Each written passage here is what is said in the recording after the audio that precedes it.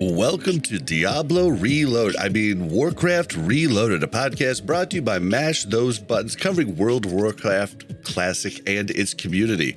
I am Bobby, also known as Blazin' Bob, and joining us for another, third week in a row? No, second week in a row. Go. How you doing, sir? Not Mel first?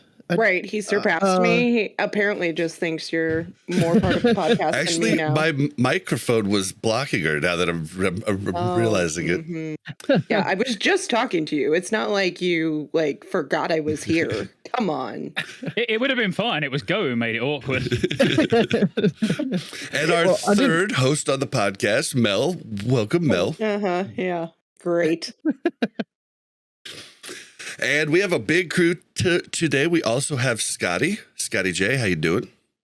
Hi, mate. I liked what you've done at the start with a Diablo Reloaded. But when I'm here, can we make sure it's me who does the jokes? I'll try. Appreciated.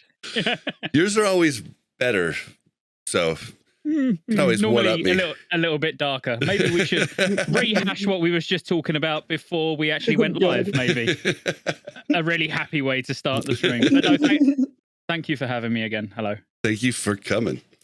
And first time on the show, welcome Mulltiy. How you doing? Hey guys, thanks for the invitation. Glad to be here. I hope my German accent is fine for everybody. And yeah. Love it.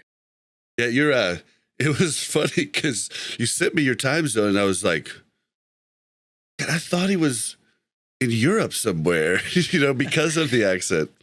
Yeah, I'm living in the north of Mexico since 2.5 years now. So that's also the reason why I play on the North America server. But yeah, originally I'm from Germany. I have a buddy from Germany, Yiska. He does a lot of content creation in the Overwatch scene. Super nice guy. Okay. All right, guys. I think Bob thinks you know everybody from Germany. Don't you know Yiska, right? Well, I mean, a German content creator, he could have been into Overwatch and then he might know who Yiska is. You know what I mean? I'm just kidding. I played some Overwatch in the past, but no, sadly I don't know him.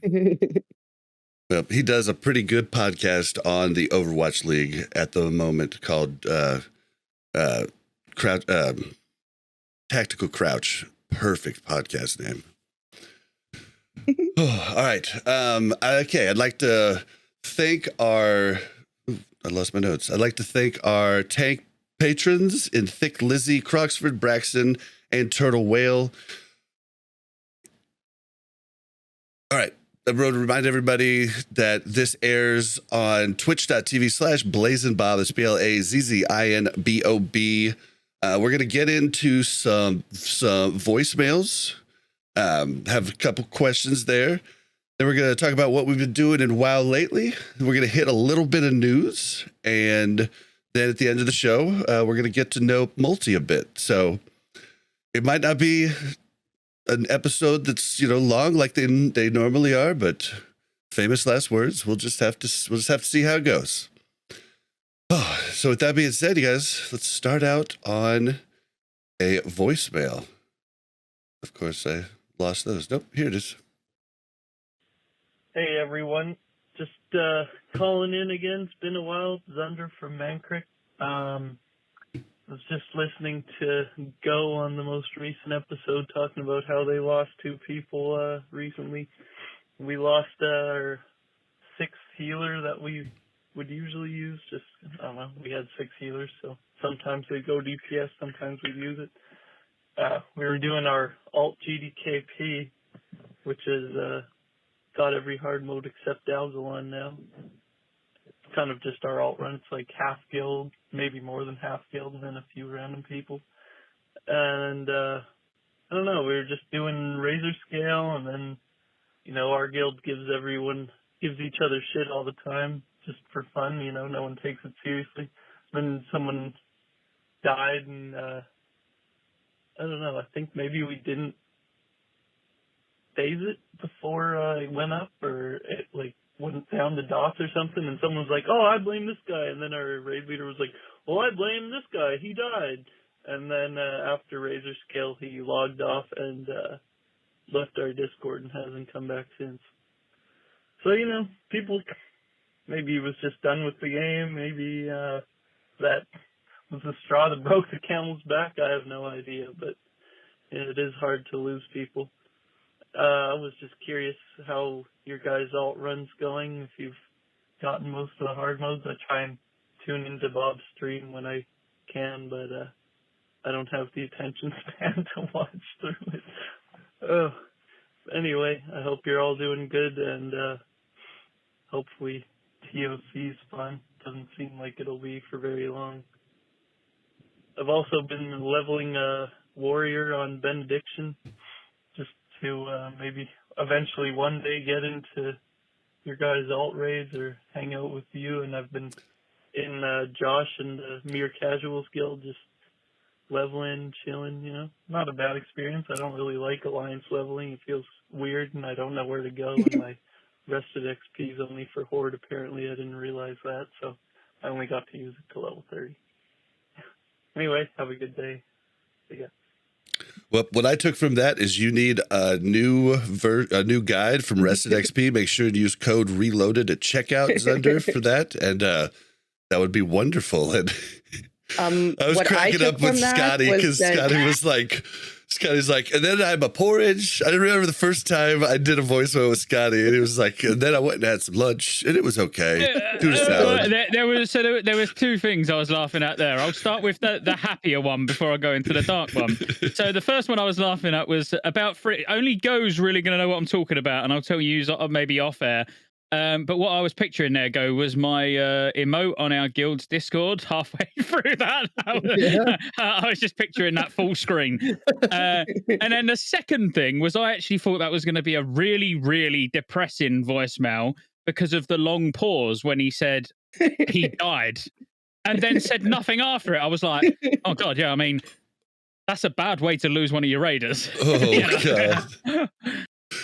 I didn't even think about that. I remember the first time as a manager, I was telling like my team, I was like, and so is no longer with us. And this girl goes, and I was like, I didn't think it was that shocking. I mean, it wasn't that great of an employee, right?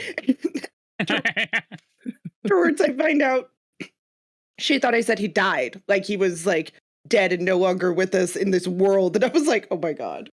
It would have been even funnier if the reason he got sacked or something was because he kept being late due to like public transport. And then when she went, and you said, oh, no, don't blame me, blame the bus. Because now she's going to think he got hit by a bus. I could have kept that one going, right? Yeah. Oh, God. He did follow up in... Okay, first I can answer how we're doing on the alt raid. It's been kind of. Can I first say what I took from that voicemail? Because what I took from that voicemail was you're not very entertaining, so he loses interest in your stream very quickly. I got that too. I'm just. I definitely took that too, but he's not wrong. So sometimes I don't even read chat for a bit, and I'm just like. Making weird faces. As long as he made it through the advert, that's all that matters. But no, we're like to actually put some, sort of a reply to that voicemail. We've been having similar issues to what he's saying, isn't it, Go? I mean, when he said about you mentioned we'd lost 2 people on the last episode, we've lost another 3 since then. 3 main raiders, one of them with Valanir. Did you see the follow-up to...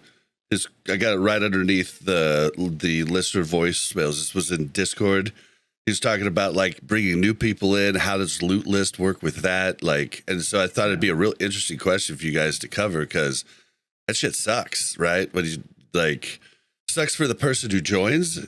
Probably lots of times it sucks for someone who might lose an item to someone who's just joined. But you need those people, right? So. Well, we haven't in the EU guild. Like I can honestly say, we haven't lost someone in. Wow, like I can't even. I wouldn't even be able to tell you the last time someone left. And I think it's down to the fact that when they join the guild, we get their home address and telephone number as part of the joining process. That's how if someone leaves with loads of loot, I mean, it's just a risk. That's how our weekday raid is in Varg. We don't even keep extra people because. People don't even call in sick hardly ever, right? So, well, the only way to get out of our guild is clearly have Mel as your manager. That is literally it. Yep. Let them go. Well, do you guys have any like what do you use? You use Loot List Go in that guild that you've lost a bunch of people? Yeah. I replied to him in Discord, but I can go over it a little bit too on here. So we use I think it's DFT Loot List. It's some acronym before Loot List. It sucks. But yeah, I love it. Scotty was supposed to go to the meeting and he was a no call, no show. But we talked for a solid 5 hours about some of what he's talking about, like people coming in, getting loot, and then leaving, or like coming in late into the phase and then being high prio on loot. And we implemented like a decay system to it. So it's like after the first 2 weeks of phase 3, let's say, there's like brackets that you can fill out for your gear. So it's like 50 has 2 little sections for loot, 49 has 2, and all the way down. So like after 2 weeks, like half of that 50 will be gone. So you only have 1 spot up in your 50 spot. After a month, all of your 50 is gone. So if somebody joins after a month, they won't be able to put something all the way at the top of their list anymore. So like what was happening was people were joining. It takes 8 weeks to get your attendance points, and then you're caught up and you're like equal with everybody in the guild. And for me, it was like Flare that was an issue. I put it on like 49 on my list. And after a month and a half, somebody had joined, they caught up on attendance, and then they passed me. And I was up for Flare. I was rolling on Flare because if you have more than one person that had put it at the same prio, you roll it off. So I was rolling it off, and then this new person that had come in got their attendance, and then they passed me on prio, and then I no longer got to roll. And that felt like shit. And I was like, what happened? This is like, when Go was like, changes need to be made. Yeah, I was like, I'm This putting my is foot not down. working. That shit does suck. Yeah, I was like, It's don't the tempt me worst. with that. It's the worst loot system I've ever used. Honestly, like it really is. But like that, as Flare as a prime example, like I'm looking now. I'm there every single week. I've been with the guild for 16 resets, I believe now. Clearing every week, never miss a raid. And I was maybe 3rd or 4th a Flare, and now there's somebody that's joined that's above me already. When that's the only item that I need. I'm waiting for Flare. I've waited like 16 weeks for it, and because new people have joined and they're above me, like that shouldn't even be allowed. No, like not just me, but like in general, how is that fair that someone who's there every single reset will likely never see their BIS list because loot's going to new people over you? It really, I don't think it's no incentive. There's no incentive to raid. It's not fair at all. The shitty part about it is that you've like the only way to recruit. the raid bot or the attendance boss is killing people, so you have to incentivize people to come raid with you. Like it's such a huge pain in the ass right now, and guilds are finding that they can't even recruit if they're not offering carrots on a stick, and then they just end up all breaking up, and then they go and join some other guild, and just it messes up everything, and it's a bummer. Go's probably in a similar situation to me. Like I say, for the last, I don't know, 6 to 8 weeks, I've been raiding every single week, knowing that I'm going to get 0 loot. Like every week I turn up, and obviously for me, it's 2:00 in the morning when the raid starts. So I'm staying up all night to raid, knowing walking into the raid there is 0 chance of getting anything. And the big items that I am waiting for, I know are going to go to people that have been in the guild for 5 minutes. Over like before sucks. it makes Don't no you think sense. it could be I think that a system like that could make it so that you're losing good people that have been with you for a while, because and then it's just like refresh and recycle through the same thing, because you've got loyal people, right, that maybe won't leave, but they're getting annoyed, right? And then you've got other people who are like, well, forget this, I'm gonna go do something else, or do a GDKP and get my Flare, or do something because this isn't worth it for me, But for me, things like I know a lot of people have varying opinions on what the best way to handle loot is, but for things like Flare, which is so huge for pretty much every caster, even like Star Shard, let's say, obviously Valinir goes without saying, those real big ticket items, as a guild, the officers, as the guild leader, surely you want to be making sure that they go where they're going to be used best. You know, rather than it going to someone who, I don't know, like if we was just to say passing as an example, someone who's constantly getting blue passes on every boss or even lower, you know, they're getting flare before someone who's, you know, pushing 99s on almost every boss. Yeah, it's I don't like the whole. I don't like any loot system where it's just participation rewards. You know, that's it. It's like, because you're in the raid, you can have this item. It's like, well, no, you need to be in the raid and you need to perform, and then you get this item. Because if you want a participation reward, then go and do a pug. You know, that's what pugs and GDKPs are for. You can buy your items, or you've got equal chance of getting the item as everyone else because you just slash roll. But when it's an organized guild group, ultimately you want the items to go where it's going to benefit the raid. You know, that's how we do it on EU. We don't look at like, oh, this guy, you know, needs it and he hasn't had loot for 4 weeks. We look at it as who's it going to benefit us for the most? You know, all 25 people in the raid, not just benefit one person. How does the raid get the benefit?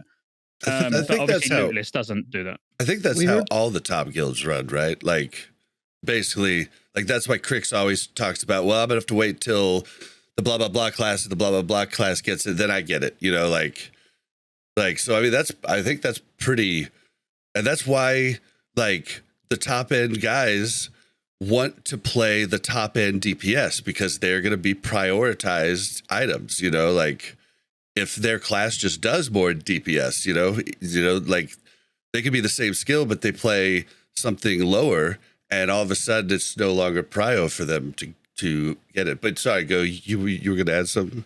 So we heard from the other side too. We heard from the new players during our meeting, and they were saying, you know, well, it felt really bad for us because we would join the guild and we wouldn't get a single piece of loot for 8 weeks until our attendance caught up to everybody. And I was like, okay, I can kind of. I'm sure they get rollover though, right? Like if nobody wants it, you're not going to disenchant it. You're going to give it to them. Yeah. Like they're going to get pieces, and then like there's somebody that joined late. And then as soon as they got their attendance up, they got like, they either got because it finally dropped, or they were up for like a lot of 252 pieces. They were up for like 7 or 8 252 pieces. And I was like, yo, like what happened there? Like they were happy. They weren't complaining, but I was complaining. I was like, what? Yeah. Feels bad, man. But when I think it's, oh, sorry. When somebody like Mulltiy makes a video that says Boomkin's B tier, then if I join a loot list guild, I'm not going to get prio. So I think it's a super hard topic. I guess we all know the drama and everything in World of Warcraft since the beginning, since day one. There's a lot of drama about loot. Even if we all grow up and maybe all are like 30 years or even older, we still have drama about loot, and I think it's a part of the game. The problem is like, shout out to everybody who is managing, organizing a guild and a raid group, because it's hard to get everybody's wishes under one hat. So definitely a hard topic. We have a loot council running, and I'm pretty fine with it, because in our guild, I have the feeling that it's not like, you know, when you join a loot council guild and you think like, okay, raid lead officers, they get their things first, and then the other people following. I'm a normal member. I always got what I wanted, maybe not at the time when I wanted it, but yeah, I think it's hard to make it right for everybody. And I think if your guild, if your raid needs new people, then you have to give these new people the feeling that they are on the same level like you after a little bit of a period of time, that you have to call them a real member and not anymore the trial part. So if they are through the trial, then I think you should treat them the same level that you treat the other raid members. For sure, there are some decisions that could be hard for somebody that is raiding like 16 weeks and not getting that one item that he really wants. But yeah, I mean, how you want to get new people if you just give them the next tier set piece that is like 0.5% upgrade. And we need new people now. So, and it's hard for them because, like, I think if I was in a leadership position, I'm giving out loot, I'd be like, Yep, I've been raid with so-and-so for 3 years, and they've missed raid once. And this other person's really good, but I've only been raiding with them for 3 months. They could disappear a lot easier than this person. You know what I mean? Like, we've had guilds running for so long now in Classic. Like, people call it nepotism, but I wonder if it's really just straight up, I know you're not going to ditch out. And I don't know, there's not enough learned history from people, from newer members. Like, you just don't know. I mean, Well, we've you're had people almost leave. punishing, though, with the decay, you're almost punishing people for being there longer, right? And I think that's where I guess I don't understand the decay system, because, like, if Scotty's saying that he is now, like, down on the list from a new player who's maybe gone through their 8-week trial, like, if he's been rolling on it every week for 16 weeks, like, how does that even happen? The right? decay is not for current people; it's for new players. So, like if Scotty put Flare at 50, it'll stay at 50 for Scotty. But if somebody joins a month after, then they won't be able to put it at the 50 slot. They'll only be able to put it at 49. Because they could have gotten loot in that first month. So it's not fair if they join with loot and then they still get to have a full list. Got it. But Yeah. I'm thinking like Scotty, you just have to put it at 50. Come on. Yeah, What are you yeah. doing You with can your you life? can You're only one have one. piece. You can only have one item there, though. well, So it's like depending, you can have two, but yeah. The majority of the big ticket items is one. Mhm. Yeah, So it's like, once you've got that one, so mine might have been Star Shard. I don't know. Obviously, you got to remember, I joined when they'd already. Have we had 18 resets? Has it been 18 or 19? I joined like the second or third reset whenever I joined. So obviously, I was playing catch up. So obviously, in terms of my loot list, I put what were the biggest upgrades for me, not what was bit. Not like, oh, Flare's going to be absolutely amazing. I'm looking at it like, well, actually, I've got Dying Curse. Like my trinkets are all right. Flare would be an upgrade, but the weapon will be a much bigger upgrade. So instead of doing it, whereas if I'd have been going in full Nax Biss, like that would have been different then, wouldn't it? Flare would have been number one, like everything else, like everybody else rather. So yeah, it's just I don't like any loot system where people leave with loads of loot, and it's like Go last week. Literally, if Flare would have dropped, there's a chance it would have went to someone who left 1 day later. yeah. If it would have dropped. I know. Jeez. And we saw that in phase 1 in Nax. We had somebody get Torch, the best in slot, like caster and healer mace. And after the raid, they left. And it was like, all right, cool. See ya. And the thing is, usually they know they're going to leave and they just don't say anything and try to grab as much loot before jetting. Mhm. But I'm feeling like I've been in plenty of different loot systems for guilds, and I'm starting to think maybe the That's My Biss / loot council systems that people have might be a better option for our style of guild. I love it. But you have to have really good officers. Like, that's the thing, right? Because I pretty much do loot solo now. Like, there's certain items where I might ask for input, but the majority of the time I literally just go through every boss, the loot drops, and I go, this person's getting that person's getting that, but literally with very little input. I think the only thing I get any input on nowadays is things like if Flare was to drop, if Mimiron's head, I normally ask every week who we're giving it to. Because again, to me, they're more reward items because you just don't see enough of them. But yeah, I go from That's My Biss, looking at who's put in that it's actually on their Biss list. If there's 2 or 3 people on it, I'll look at history, who's had loot recently, who's had loot this raid, who's it the biggest upgrade for, and then just make a decision and give it to them. But because everything's so transparent, no one can complain. And if they want to complain, they can do it publicly on Discord there and then. So if I gave Flare to you, Bob, Go literally that raid could say, why didn't it go to me? And I will say, it didn't go to you because you got the main hand last week. The week before that, you got the off hand. He's had no loot for 4 weeks. Done. And it's like, oh, all right. Sometimes they just need that clarification of why they didn't get it. It's not complaining. It's just genuinely asking. And it works for the most part. There's the odd person, I don't think we've got a particularly loot horny guild on EU.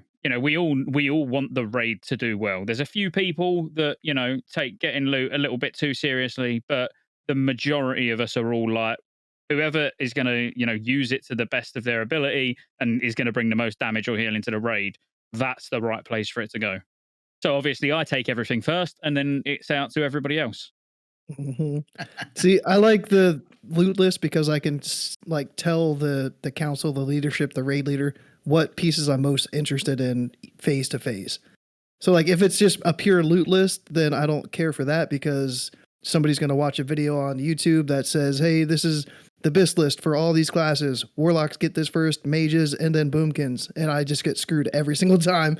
So like at least with a that's my BIS or loot list, I can say, hey, I really like these 4 pieces of gear. If I get these 4 pieces, I'm happy. Thank you. And then whatever else you want to give me, that's cool. Yeah. Well, on That's My BIS, you put your loot in order anyway. So you would put the trinket top, you'd put the weapon second, like in whatever order. Obviously, the problem is the majority of people all do the same thing, don't they? So then it is just making a decision. But again, like we raid in the same guild on NAGO, and if the decision was an item was going to go to you because it's going to add more DPS to the raid than me, and it was only me and you that wanted it, I would be happy with that. Like I'd happily go, go gets flare, perfect. It's gonna give us more raid DPS, which means as a raid we're gonna kill the boss quicker, which means as a raid we're gonna get better passes. Like that makes sense to me, rather than me then going, yeah, but I mean, I'm only gonna get 20 less DPS. It's like, well, yeah, it is only 20 less DPS, but it's still less DPS. Yeah, that's fair. Yeah. I still don't want a pure loot council guild. I'm totally against that. It gets corrupt. People get into little cliques. There's only like 5-6 people that want to play together all the time. All of a sudden, there's a 10-man group that's stacked and another 10-man group that can't clear all the hard mode content. That shit does happen in a lot of guilds. True. If you do an uneven loot council, so let's say you've got, I don't know, 2. Let's say you got 2 people from the leadership or 4 people from the leadership, and then every week you have a raider as the deciding vote. Which would ultimately end up being the deciding vote if there was a split. That's another good way of doing it. So it gives everybody in a raid gets a chance to have their week where they're also voting on who should get what item. And then whilst it doesn't remove it completely, because still, if the 2 officers whisper each other and say, we're going to vote for this guy, then that other one guy can't do anything, but it still gives a little bit more of a chance to keep it fair, That's how I like loot council being done, is having somebody who's not in the leadership. Even a trial, like why not? A trial who's been there for a couple of weeks so they can see how people perform. But yeah, I like loot council personally, and I like DKP systems as well. Actually, if they're done right.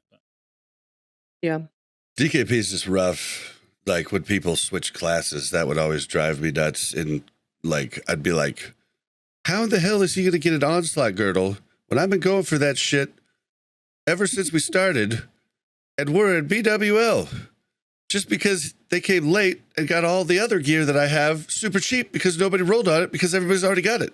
Like, it's just Is the normal DKP system still popular? Because I really have, I think the last time that I played in a normal DKP guild is really back in 2005 or something like this. I'd say there's still guilds that use it. I think the majority use a similar system called EPGP, which I like EPGP a lot more. I like EPGP, but again, then you've got the decay, you've got ways of cheesing it. Like there's a lot of issues, mainly with EPGP. The issue is when new people join, because you have EP, GP, and PR. So your EP divided by your GP, so basically the amount of points you accrue divided by the amount of gear you take equals your priority rating. That can be a nightmare because as a new player, you'll have your base GP rating when you join, but you've took no gear. So more or less the first item that you want, you get. So you would be back in that situation where it's like flare drops. It's going to go to someone new because they're going to have the highest PR. Yeah, we did GDKP through TBC. It wasn't until Wrath we switched to Loot Council, and it's been great. Yeah, we did DKP with like blind bids though.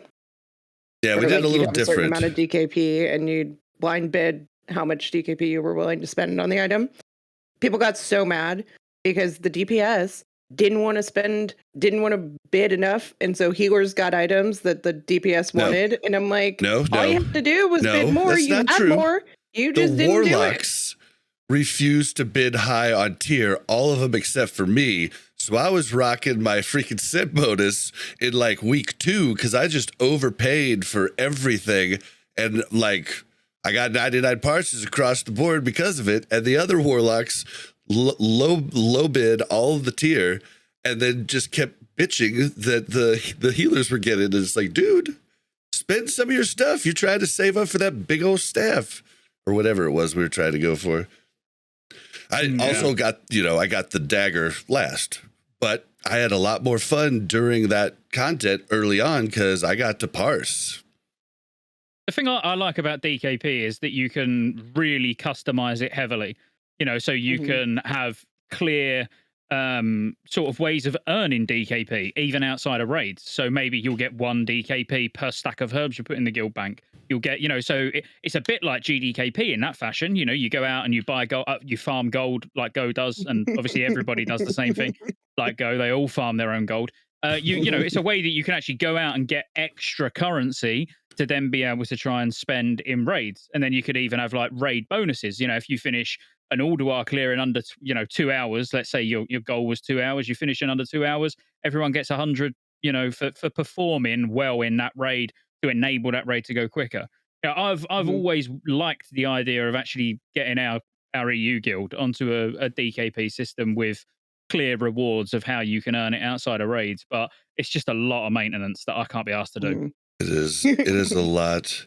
But what was I going to just tell you there? Oh shoot. Oh my gosh, I was just going to tell you. Oh, yeah, you were talking about farming gold. Go did a 13-hour stream the other day and farmed a WoW token.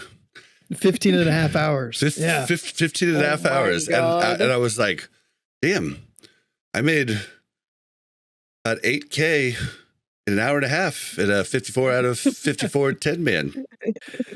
And then how could you make more gold after that 10-man for the rest of the week? You still have 6 more days to go. Well, I did more gold. I did another raid later that night and made 19. 19K? Yeah. Whoa. Dude, Hubble's GDKPs, they pay. Okay. All right. That's crazy. Yeah. But But it took you 15 and a half hours. It took me like 2 minutes. I just logged on, Bought a WoW on token. the auction house, and I was done. It was literally that quick and easy. If only you knew that, Go, you could have saved so much time. Right? So what did you do, Go, for farming this? it did a bunch I of was stuff. everywhere. I did at least. It was a cool idea for a stream. I went at least 12 or 13 hours, like where it was 1 hour farms. And then I would go to the auction house, put stuff on the auction house. But I went to Strathholm. I went Molten Core. I did a little area in Ice Crown farming rune cloth or frostweave cloth. What's the steam bolts? Mana tombs. I was going everywhere. Like I would put up a poll in the chat for like 4 different options. The chat would decide during that previous hour's farm, and then whatever won that, I'd go to the next spot, go for an hour, post stuff on the auction house, get raw gold. It was pretty cool. But a lot of rune cloth was selling, Crusader orbs. Rune like cloth Strathholm. is selling so high right now. Mhm. Oh my god! If you're starting new or you don't have a lot of gold, some easy farms, and man, it is selling like hotcakes. Yeah, coil fang armaments and steam bolts. I took my miner druid into there too, so I was mining adamantite, fell iron, and corium. So all that ore sells really well. Yeah, dude, I was getting into it. But from your perspective, I mean, that's great because you done like a 15 and a half hour stream, which, you enjoy streaming, make money from streaming. So you got to do what makes you money and play the game that you enjoy playing. And I know you like farming gold anyway, so double win there. And that one stream, that paid for your month's game time as well. So all in one day, ticked so many boxes. Yeah. And when we were talking about the price comparison between the WoW token and how you can get it from alternative web-based sources, and somebody like is this sponsored by them? No. But we were just talking about this. What was it last night? and somebody commented on the VOD from that stream and they were like, so did you actually buy gold? And I was like, no, like I didn't buy it. Like I'm curious. Like I like to see the comparison, but it's going for like, you can get 3 times the gold basically if you do it illicitly than if you do it legitimately through the game. Yeah, you can Well, it's literally like I get said your on your sub stream. for $5 or whatever, right?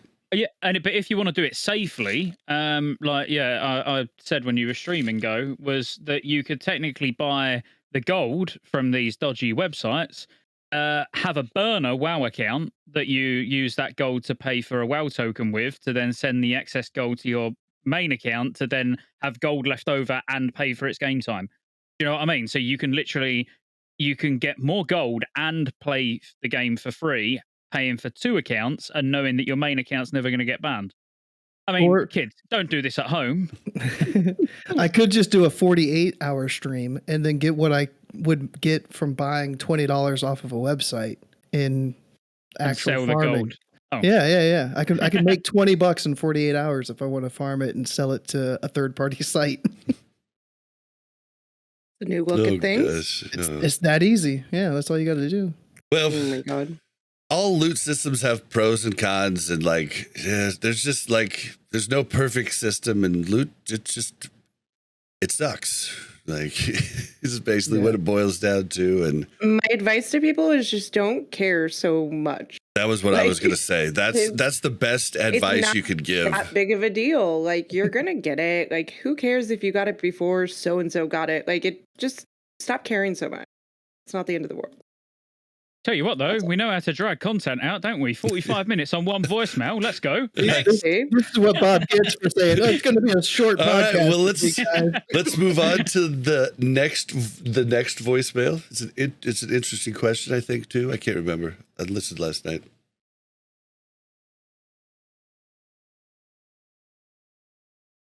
Or did that not? That is a good question. Yeah. Yes, Hello, agreed. Bob, Mel, and guests.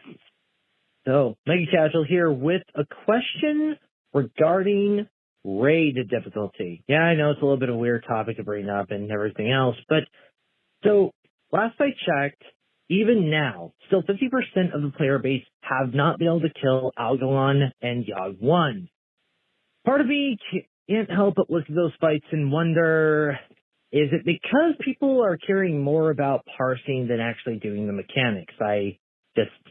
I look at those fights and that just, like, from someone looking from the outside in, that's what it seems to me, or why people aren't killing them.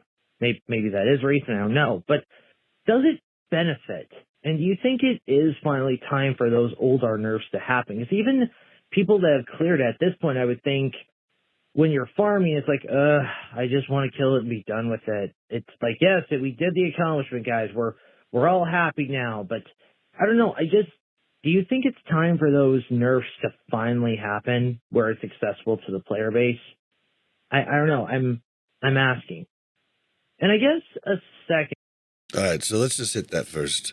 So if people haven't, if you're on progression and somebody's trying parse strats and trying to like parse and not kicking and doing everything that you need to be doing to get the boss down, then you just need to kick him from the guild. Like, You need to replace that person. yeah, like what you're talking about happens to guilds that have stuff already on farm, and then people are cutting corners to try and parse, and then you're wiping and making your runs longer. I think that's really what you're kind of hitting on there. That's how it should happen. Now, we all know those people, and we've all played with those people that even during progression try to parse and want those high numbers, and they're usually not the best fit for the guild. But I don't know. I don't care if they nerf Ulduar right now. I think if I were in a guild that was progressing and we were getting close to being able to maybe do some of these hard modes or do Algalon, I think I would be a little sad if they nerfed it because of all the work you've put in. But I don't know. Where I'm at in my guild, I don't care. I'll ask a counter question. Yeah, coming from a completely different angle. So classic hardcore, as we know, is very popular at the moment. I wouldn't mind doing the hardcore dungeons at level 60 and actually going in and doing hardcore molten core and stuff like that. But I struggle with hardcore because I hate leveling and I haven't really got the patience. I get bored, I do risky stuff, I die. Could I have 3 lives instead of 1 just so I can get to experience the end game content? All you have That's to a do question. is Can I? Is that okay? Can I have 3? Like, on the basis that everybody needs to be able to experience all of the content in the hardest difficulty, can I have 3 lives? So the 3 life server. Yeah, Blizzard Well played, sir. gonna give Well you- played. a $10 revive in the new hardcore servers. So you'll just have to spend $30 and you can revive your 3 times. Well, but you could say the same about Diablo 4. There'll be people that play, you know, Diablo 4 and get to level 100 and do everything they want to do, but can't do that in hardcore. There'll be people that raid in WoW that will, you know, never kill the Lich King on 25 heroic when ICC comes out. That's fine.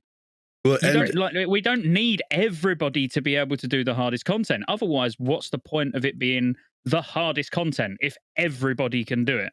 Well, and to that point too, I mean, honestly, it's not really all gear. Gear makes things easier, but I mean, I do GDKPs every week, and we're bringing in tons of fresh people, and we're still completely fine. You know, like we're still downing all of the hard modes. We're still doing it in a fast time. So I think like it just comes down to people having to learn the fight, and everyone, not just your tanks and you know, heals and people that have to do a job, everyone just understanding what the boss does and what the moves do and everything else, because there's all kinds of little tricks you could do with each class, and there's no way. I mean, some raid leaders might know almost everything, but most don't. Like most don't know the ins and outs and nuance of like your specific class and spec. And so, you know, the more you understand the fight and how it works,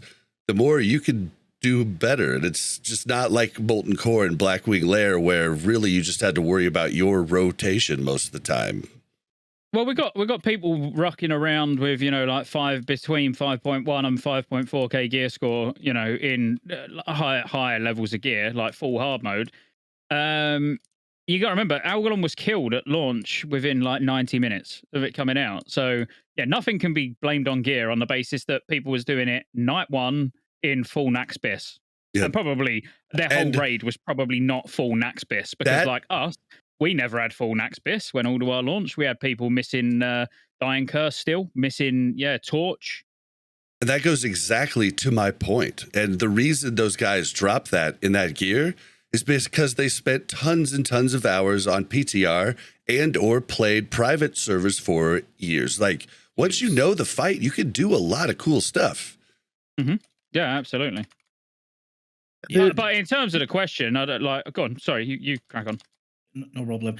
Gear is definitely not a problem, but I also have to say I can understand a little bit the person who sent the voicemail, because I have to admit that the difference from everything we had from the classic relaunch till Ulduar is now so different in the difficulty. I was shocked, for me, in a very positive way. But I think really some people are struggling. And I also saw it in our guild. People that were like, I thought like, okay, they are like very, very good players. Because, you know, the parsers in TPC, the parsers in Naxxramas. And then you saw them struggling in Ulduar, in Mimiron, hard mode, Algolon, whatever. And I think there is a big difference. And in the last 20 weeks, so when Ulduar was the fresh content, I definitely would say no nerfs, please no nerfs, because I like how it is. I like the difficulty, and I guess many people like the difficulty. But now when TOC or TOGC releases, I would be okay if they nerf it, because if people are still progressing, then why not giving them the incentive that they are now defeating those bosses? I mean, I'm not sure if I'm on the side that says the difficulties are good because I'm coming from the speedrun perspective, not now anymore, but in my older days from the speedrun perspective. And for me, was never a problem that everybody defeats every boss, but it's about how you do it, how fast you do it. That was always for me the little bit more the way to go, and not like, hey, you guys are too bad for defeating this boss. So There's yeah, a I'm on the pause. same page. Zoran in chat says that the stats are misleading. A lot of the guilds that haven't killed Algalon are now disbanded. But I can tell you that they're probably even skewed even more than you think the other way too. Because, for instance, our guild has 2 raids. One has done. We still haven't done Yogg 0 because we just can't be bothered, like ScotteJaye would say. But like we've been doing 53 of 54 forever, and the weekend raid still needs to kill Council, Mimran, and Algalon. So that's like a whole raid that counts as a guild that has dropped it, but it's not a raid that has dropped it. So yeah, it's kind of like an interesting thing there. I wonder how many different guilds have a second run that haven't done it. Be interesting to know. Ours does. Our GDKP hasn't done Mimron hard mode or Yogg 0 or Algalon. Well, and that probably doesn't even get counted into a guild log. So that doesn't even show in the guilds that have defeated Algalon, right? Oh, I don't know. Because everybody's doing personal logs, probably. Well, it's titled like our guild is a sense of purpose, and it's a sense of purpose GDKP. Well, yeah, for the but log. So I don't know if you that can counts as a title guild it or not. whatever you want. There's a drop down that you can choose personal log or any guild that you've been invited to be allowed to log for that guild by whatever officer set up the account on Wowhead.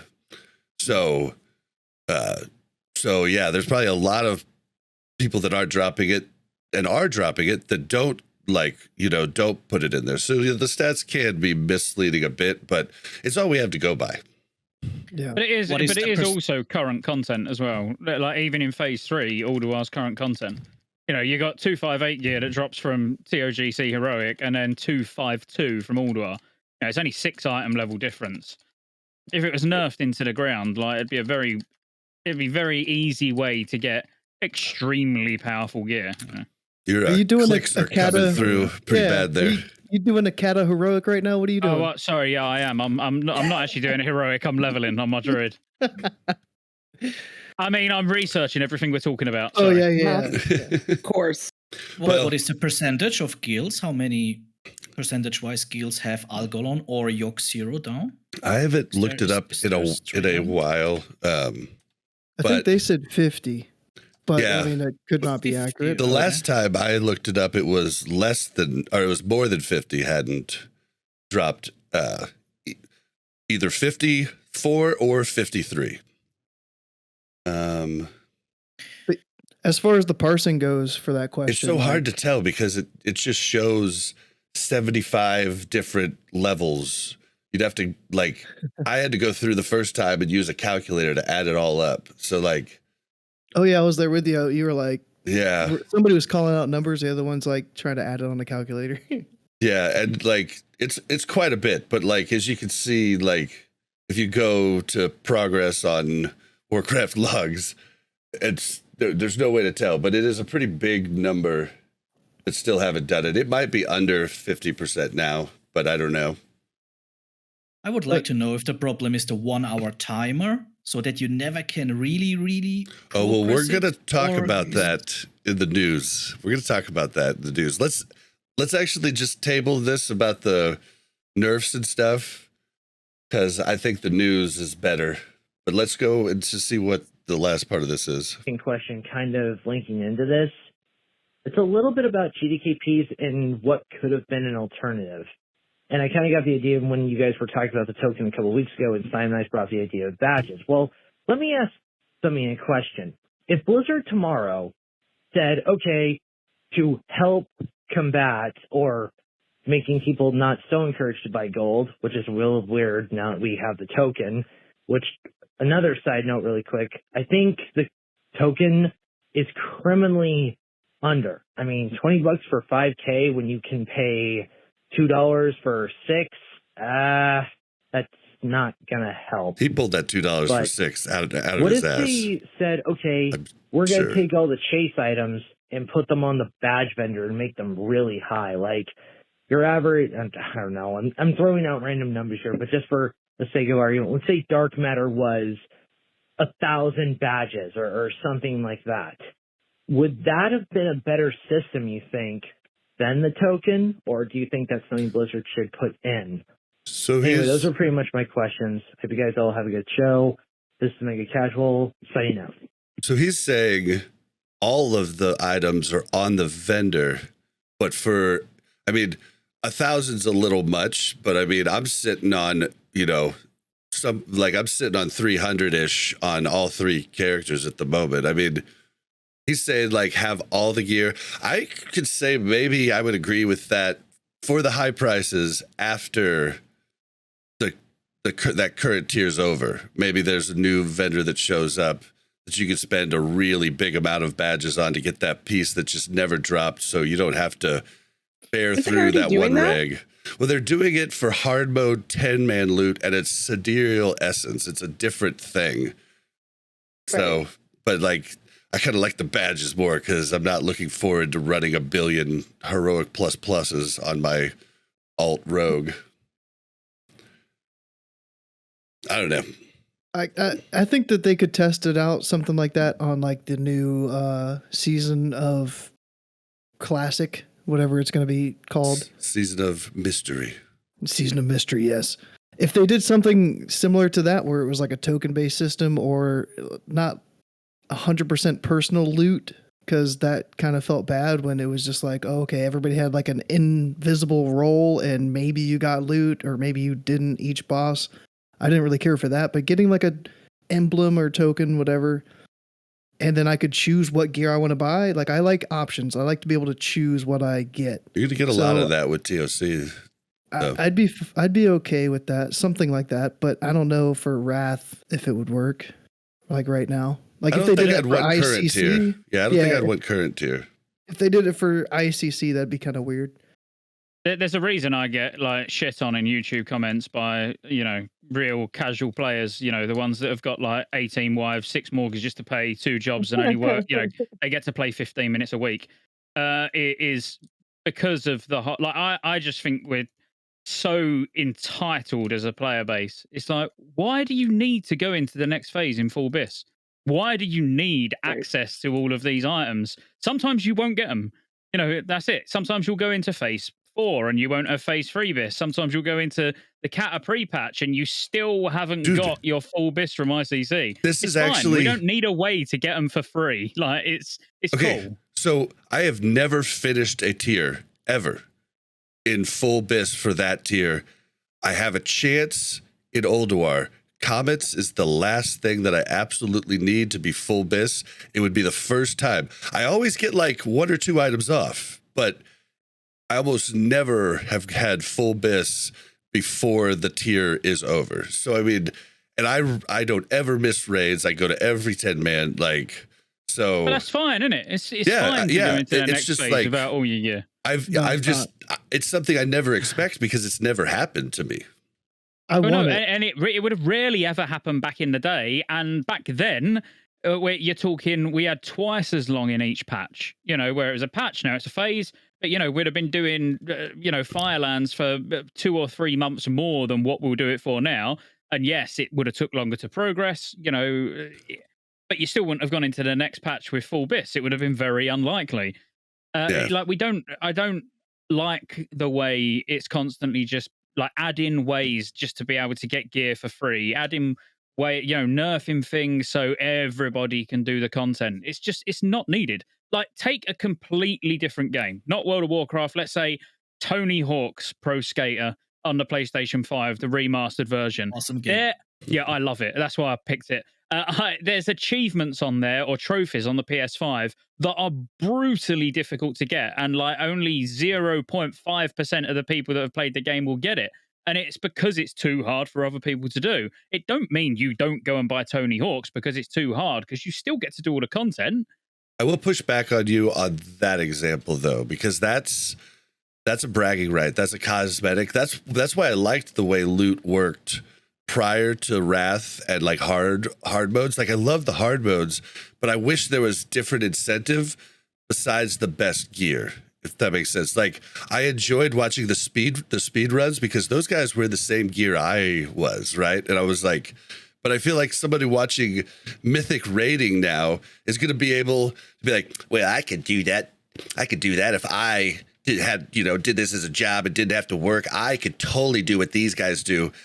And, it's just something you could never prove to them that they're freaking completely wrong, right? But in Classic WoW, does the reward matter though?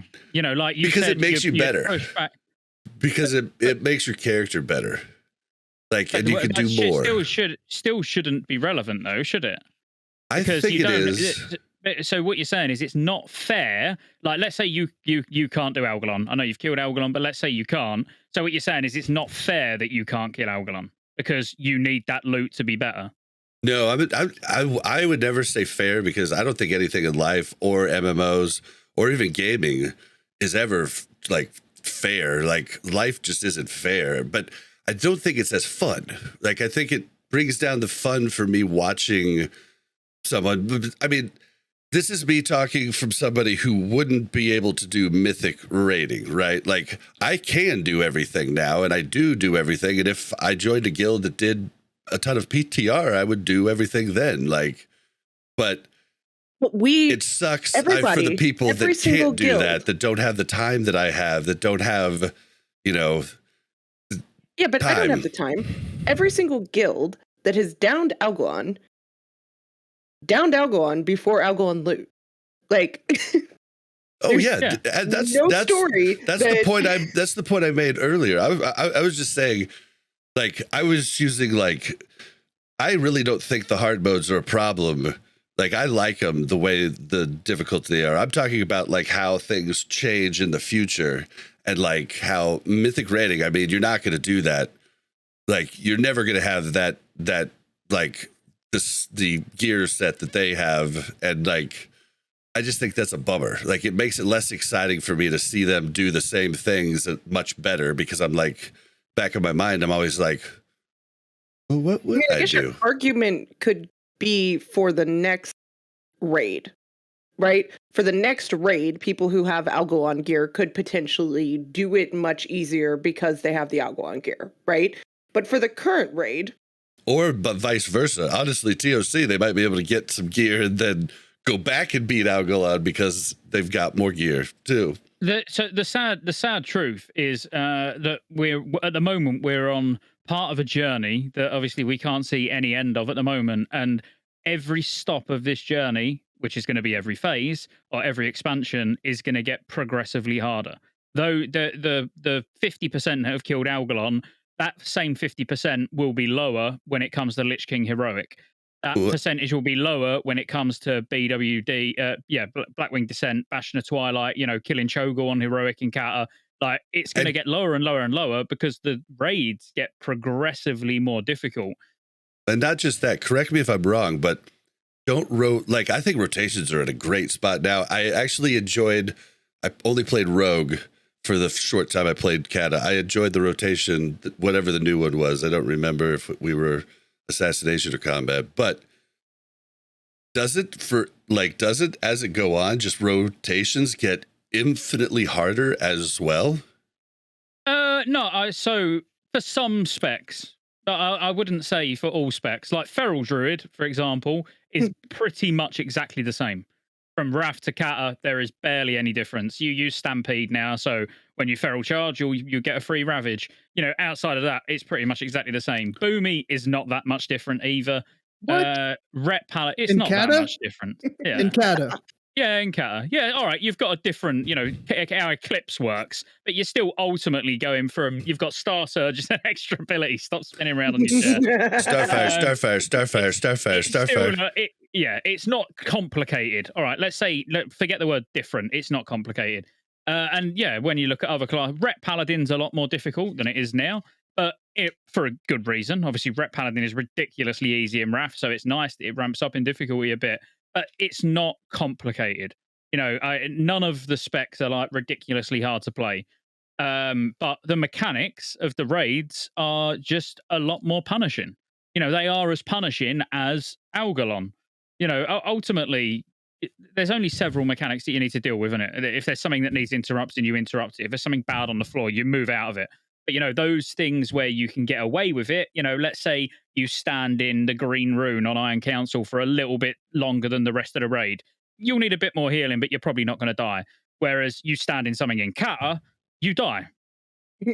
But the same way, if you stand in something heard about on that Algalon, in you die. dungeons. I've heard about like people, like healers, being like, "Oh my god, I can't keep this person alive. Get out of the goo. Get out of the goo." Yeah. Where it's like just now all you a can lot just more heal difficult. through and whatever heroic. Yeah, so it's going to be interesting, in the fact that, yes, we say as a whole the player base is a lot more experienced. We're better raiders now, when we play these classic expansions than what we was back then. But it is going. Everything's going to step up in difficulty. ICC is going to be a small step up. I don't think massive in comparison to Ulduar hard modes, but it's going to be a small step up. But then, yeah, So don't get fat and lazy in TOC. Kata raiding's going to be where we see people. I don't think quit because there's so much to do outside of raids, but I think come to terms with the fact that it's okay not to clear all the bosses in the current tier. It's perfectly acceptable.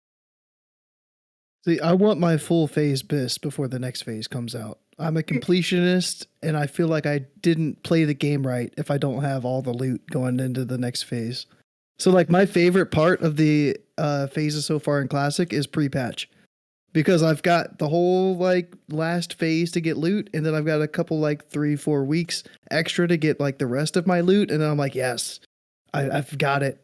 You just The made thing me is, there's realize just not something, very Go. long. That's the problem, Go.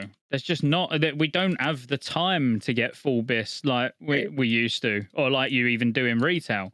Here the phase like TOC. No one is going to get full phase 3 BIS before ICC. Nobody.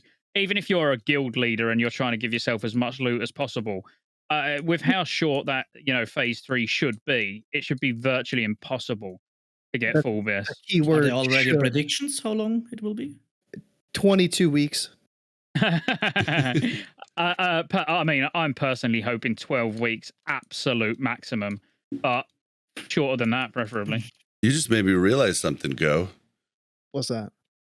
Well, like maybe the whole reason this is the first time, and this is definitely it. This is the first time that I'm close to getting BIS is because, half of it for combat rogues was in 10-mans, and on top of it, I always played in TBC. I played a lock, and in Classic Vanilla, I played a warrior. All stackable classes that it's really hard to compete for loot. So I can't believe I just didn't think of that, put that together.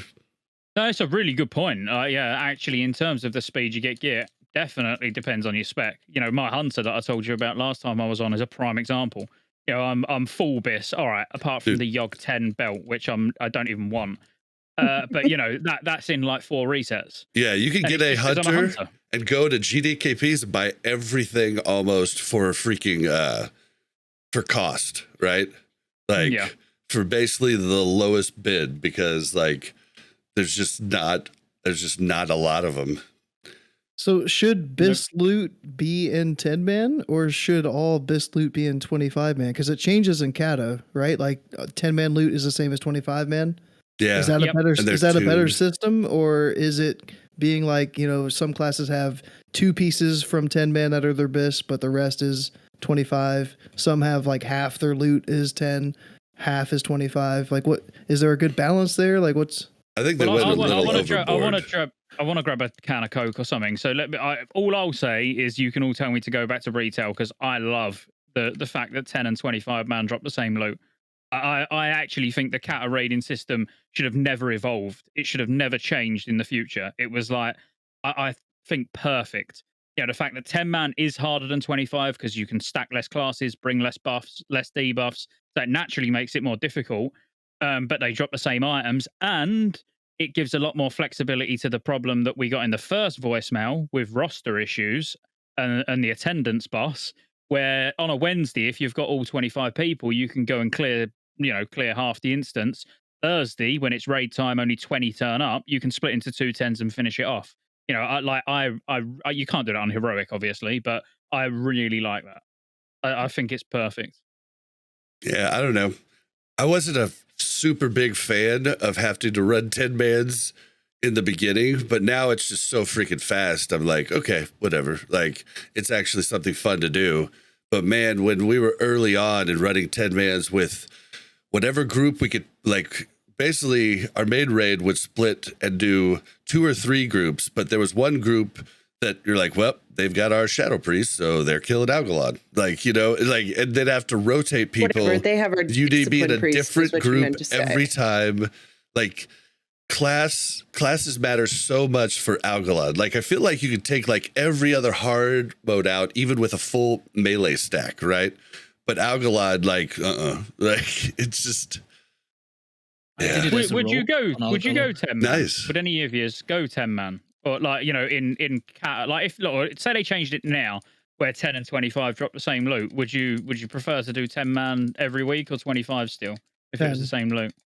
I like 25. The less people, the better for me. I hated 40 man. 25 man still feels like too much. So there could be somewhere in between 10 and 25 that would feel good if we had like 20. a 15 man, 20. Yeah. But 10, I'd prefer 10, I think, in Kata. Yeah. I think 20 I'd like. Yeah. I don't know. I like having more people and more people to compete against, like right now I don't have it. It's kind of a bummer because I'm the combat rogue. Like, but I like having other of my same spec and class to like I loved it in classic vanilla because I'm like, come on, warriors. We got 8 or 10 of them. Let's go. Who's gonna be on top, right? Like I liked that inner competition for, yeah. I don't know. I like soloing things. So if I could raid solo, I would do that. 25 boobies. Yeah. Let's see. Loot council. Who's this piece going to? Go. Yep. It's gonna go to go 1, go 2, go 3, go 4, go 5, go 6. Yep. I'm the same as you, Go. I hated 40 man. Like, absolutely detest 40 man raiding. 40 man was rough. I like 25. I do like 25.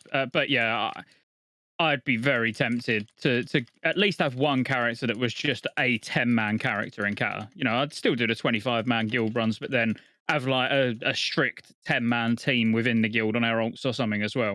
Yeah, that way it's fun because then you get to experience both difficulties and how the 10 and 25 man really do vary. But 20 was really good. I think 20 was mop, wasn't it? It was either mop or WOD. But I did like the chat. I'm fairly sure it was mop, actually. I like the shift to 20 man. I think that's perfect. Yeah. I don't know. I don't know. We talked about it. Let Mulltiy talk at all. I know. Saying. Yeah, Mulltiy, you just got to jump in and just keep talking. It's too nice. Yeah, all good, all good. Did you have anything else to add? I think Ulduar showed like I also play combat rogue, so yeah, half of my biz was in 10 man. For me, it was pretty good. I like the 10 man style. I'm fine with 25 as well, but yeah, if Kata provides the same, then definitely I think I would go for the 10 man. Preferable. Yeah, because it's also hard, always 25 people getting also on the same goal, not the same goal like just defeating the boss, also like going fast or playing, whatever, it's always hard to get people on the same goal as much as more they are. So I think 10 man could be a little bit more easy to handle also for the mental health.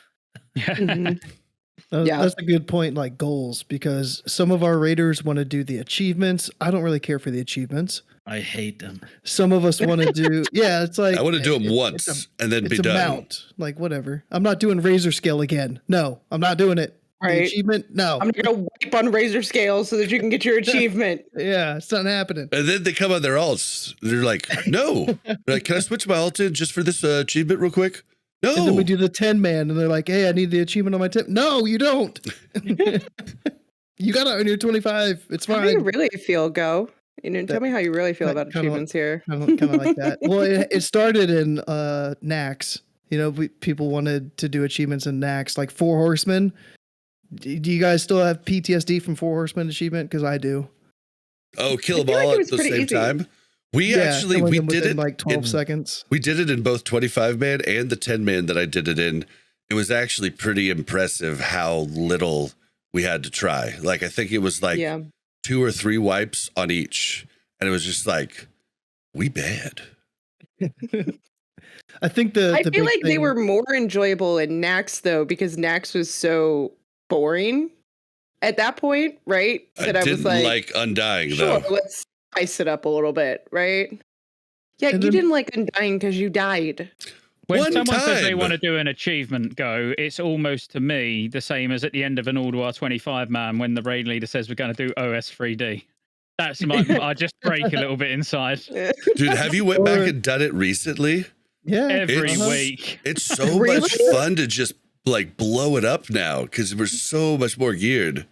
If we clear Ulduar in like 2 hours, then the raid lead's like, all right, guys, it's time for OS 3 drakes. People can still use the cloaks. They can still use some trinkets. So we're going to go in there, get some people some loot. It's Listen, I Huh? could still use a trinket, but I've F got that. both. I've I'm got so both over it. mounts. I don't know how. It's like, but I have both mounts. I think I have the mount. I got the 25 and the 10. I'm pretty sure I have it. I don't know. I don't really care. I don't know. yeah. I can rant on achievements for a couple hours here. So it depends on how long you want this pod to really go. It's Well, a short yeah, one. it's gonna be a so short don't one worry. anyway. Yeah, it's going to be a short Let's one. so. let's just move into what we've been doing lately. We And who literally wants to go haven't made first? it past the first section, and it's been an hour and a half. I'm just going to throw that out here, there. and let me remind everybody thank you for the voicemails. They really do spark good conversation about things maybe we talked about a long time ago but haven't addressed recently or with the same cast and crew. So keep sending those in, guys. You can call 816-866-1066, or for those not in the United States, you can go to speakpipe.com/Warcraft Reloaded. Give us more to talk about. All right, who wants to go We first? obviously need it. What you been doing lately? I can go first because it's very quick. So I dropped the weekend raid, so now I only raid on Tuesdays, and that is the only time I log in right now. So wait, you got loot from the weekend raid and now you're not helping And I the said, weekend team? peace out. Oh my gosh. Yeah. Listen, no, She was the tank I too. did it. One of I those. did it. She was I a did it tank. for them. I said I am willing to take a step back because I don't have enough time to learn how to perfect this tanking stuff that I've got going on here. So we had another, like our main tank in our main raid is in there, and he took over main tank, and he's wonderful. So they don't need me. I said I would come if they needed somebody to fill. I'm still there to help if they need me, which the first week they did. And I Well- was like, oh man, I was like sitting on the couch, ready to watch shows. I was like, all right, first weekend with no rating. And Bobby was like, Mel, we only have 20 people. Can you come? And I was like, So the biggest problem with so I was main taking on the warrior, right? And like she just did not want to do a ret set. And like so yeah. I didn't want to give up the main tank spot and start going DPS. But then after she left, like I went to I just saw another really skilled player in one of my GDKPs who's like solo tanked all of Ulduar, 54 out of 54, except for Algalon. Like he solo tanked everything on like a 4750 paladin.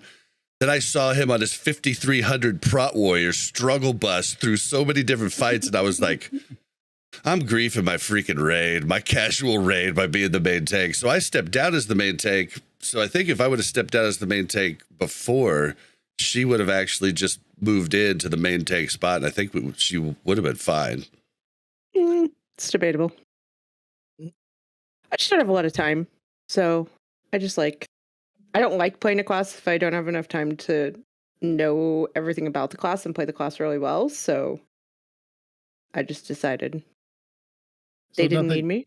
nothing outside of raiding? Because I know you and Bob usually do the seasonal achievements and stuff, but there hasn't really been any. But Midsummer's coming up, so you guys gonna do we'll all do the that Midsummer when that achievements? comes up. But yeah, recently, I mean, I've just been really busy at work too and traveling and stuff, so I've just been taking it easy. But I think that's good. I think I'm it's trying good to to like get her to play take a little Diablo. time. Want her to play Diablo Yeah. with me. I don't know about that. We are playing this game on the PlayStation. What's it called, Bob?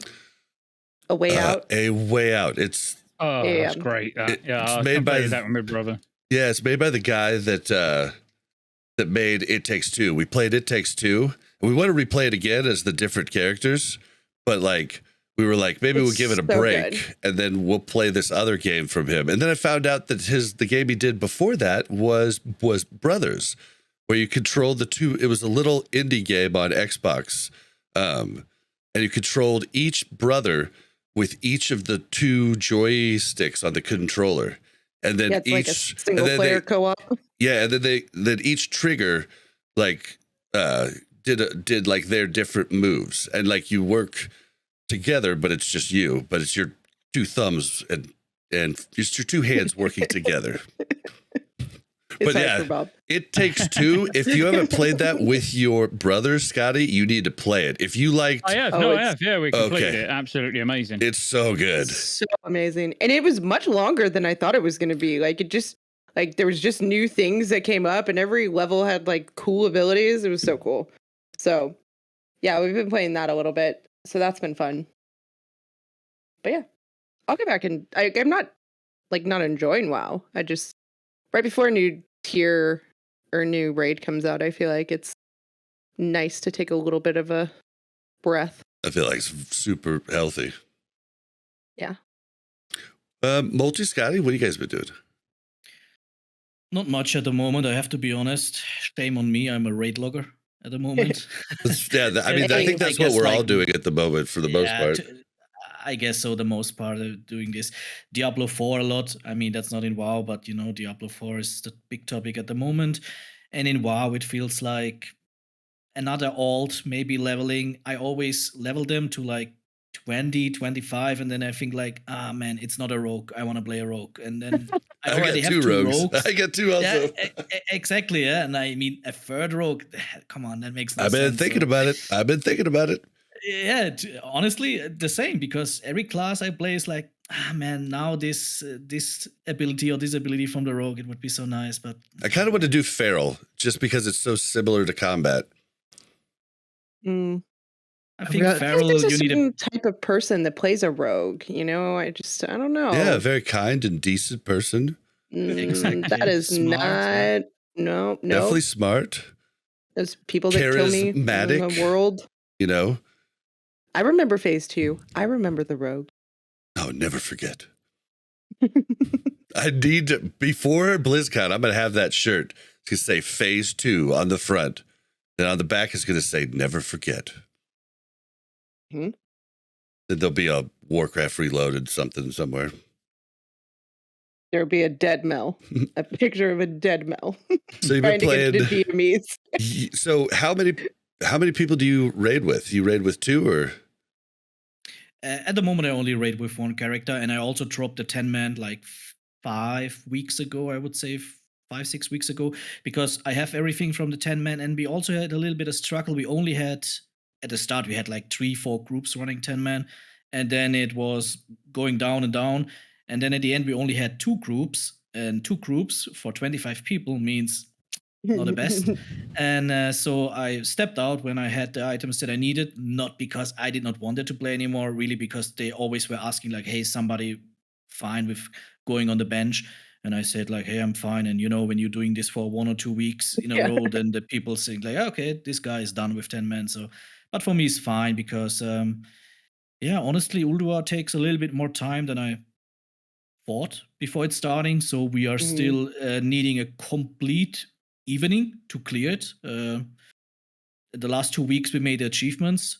Like again, we tried Yok Zero, or what means we tried? We downed Yok Zero, which we already did like 2 months ago. But then we stopped because everybody was saying the mount looks meh. The parses were done. Thanks God I had a 99. And so we stopped to do it for 2 months, and now they were going back to it. And to be honest, I was not happy with it because we had some new people that were new to this, and it took us a few hours to get Yok Zero down.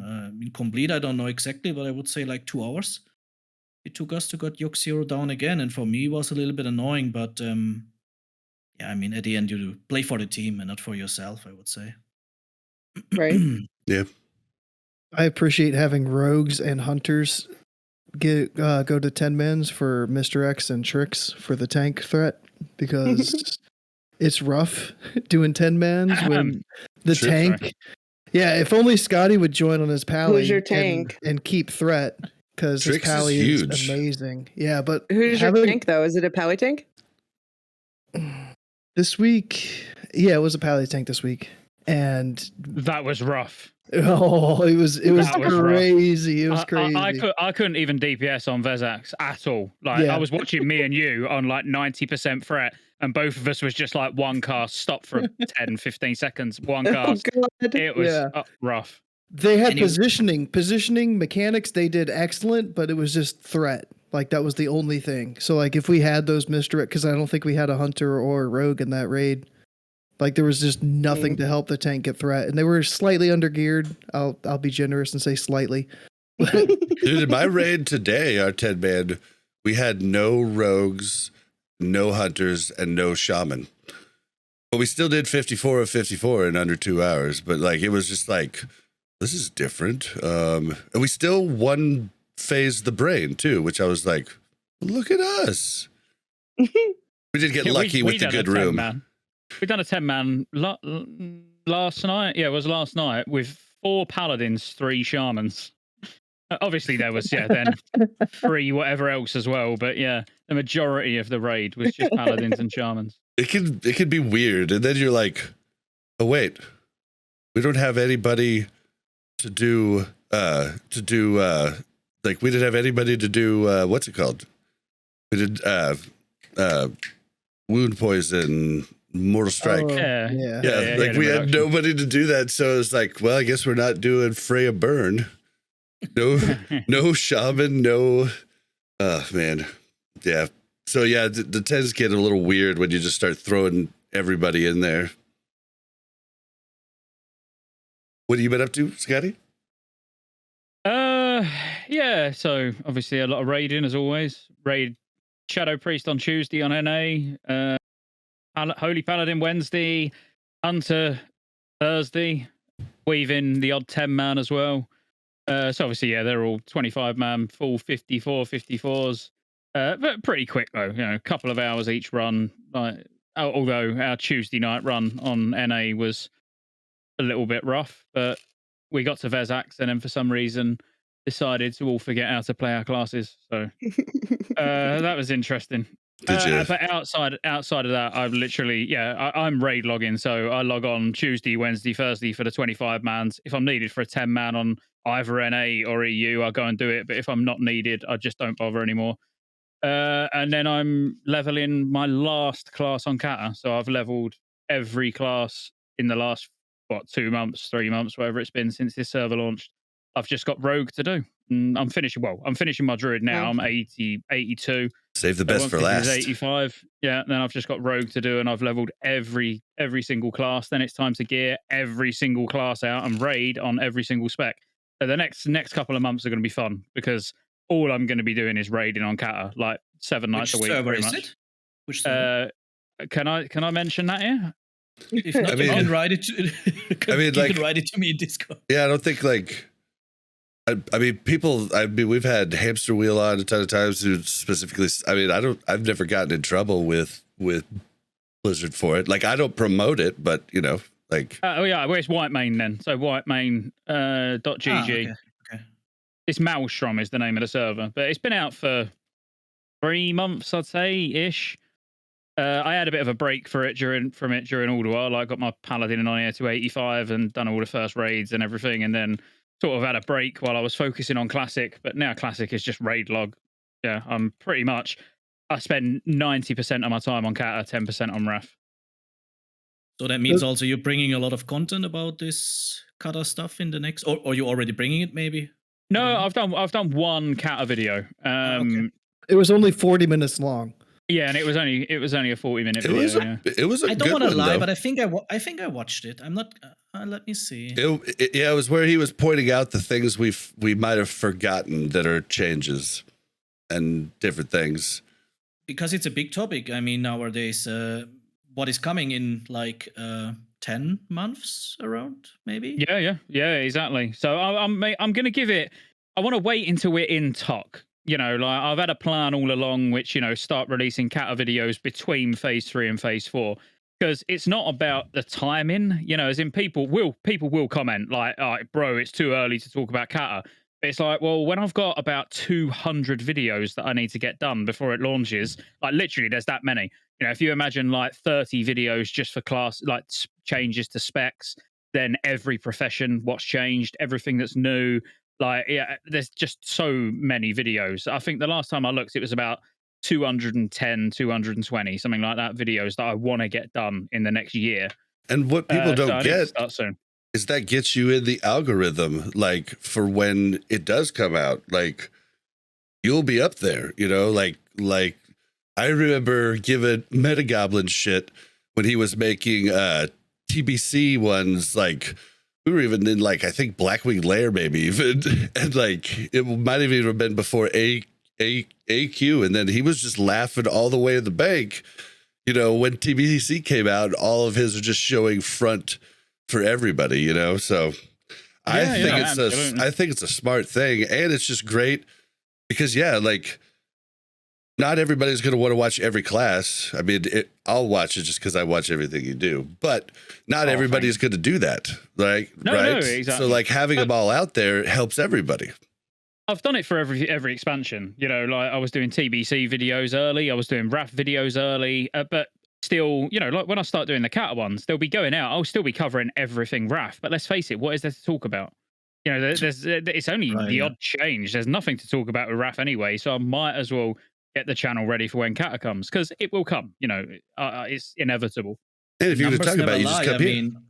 Already 33,000 views in 3 days, so numbers never lie, in my opinion. So definitely a lot of people are interested about it, what's going on in, like, yeah, we have only TOC, which is like a 2.5 phase, and then is ICC, and after ICC is done, and I guess most guilds will have it done in like 2, 3, 4 weeks, then it's just a waiting room that we all join. Well, and the episode, Scotty, that you, me, and Willie did, like audio, it's not really getting anything new, right? Like, but on YouTube with the algorithm, like people are still watching that. It's like one of the best performing older videos that we have, because people are now they're starting to search Cataclysm, you know, and stuff like that. So yeah, absolutely. It's all about timing. Like, I don't want to be too early. You know, I've been trying to hold out till TOC, but on the basis that I'm playing it, you know, it's like, and I'm loving it. That's the thing. You know, during TBC, it's a bit different. During TBC, I weren't really playing TBC a lot. I was still covering news videos and stuff like that, but I wasn't enjoying TBC. So I was more or less exclusively on RAF private servers making RAF videos. The problem this time around is I'm loving RAF, you know, and I'm playing, like, raiding a lot on it, you know, on multiple characters, and now trying to get ready for kata content, you know. So it would be a lot easier if I got bored of RAF and stopped playing it, so I could just full focus kata. But like, I've waited so long for RAF that I'd never let kata get in the way of me enjoying, you know, the RAF raids. But yeah, I'm gonna try and. Someone actually commented on that video that I put out the other day and said something that really made a lot of sense. They was like, you know, start doing kata videos now, but start getting us ready for things that we really should be trying to do now, you know. So yes, think about kata, but, you know, what mounts should we get now? What things should we get ready for kata? Well, you know, so I think they're sort of the ones I'm going to start with to ease people in, and then really start going, this is how your class changes, this is how your spec changes, blah, blah, blah. Yeah, because if there's anything that goes away, like Nax 40 went away, if there's anything that goes away like that for kata when that comes out, then yeah, that'd be nice to know. Yeah. Are you already 100% sure that we will see Cutter? Well, Yeah. there was a Kata survey before Wrath launched. Well, that doesn't mean that it's coming. Somebody asked me, like, would you play It's Kata? And I was like, I'd rather play a Wrath era server or the new Season of Mastery. But if Scotty gets me into these white main raids, then and I actually like it because I didn't like leveling up as a Boomy. I leveled all the way up to 80 and I was like, this does not feel good. It felt good going from Classic to TBC, TBC to Wrath, and then Wrath to Kata for Boomkin specifically. I was like, I don't like it. Yeah, But- I think it would be different though. You went from 1. Like I don't particularly on certain specs. I don't really like the level 1 to 85 experience, but the 80 to 85, like that's fine. You know, carrying on your druid that you've got now, it's going to be a lot less overwhelming. I mean, there's a lot. It feels like there's a lot less changes when you're already going from sort of end of Wrath into Kata. But yeah, as long as if I have everyone's ICC BIS, like full BIS, then yeah, God. it'd feel good. you If I'm probably like, will. if They'll I'm 4 drag or 5 ICC pieces out. away, then no, it's gonna feel like shit. But as long But as the thing is, who knows? You know, as in, you know, I'm saying I'm going to play Kata and I really enjoy Kata, but if this next seasonal server did end up being like a Wrath seasonal server with a lot of changes and, you know, harder bosses and whatever, maybe, I don't know, they Hardcore. introduced Worgen into it and Goblin into it. Yeah, hardcore on Wrath, maybe. You know, if it was something Worgens and a vanilla. bit crazy, I'd probably play it. But it would be, I'd play both. You know, I've got time, fortunately. You know, I would play Kata and I'd play whatever the new seasonal server is. Right. and I'd have to pick because I've got my full-time job that I have to actually go to, and that sucks. You just did And- a 15-and-a-half-hour stream of farming crazy stuff.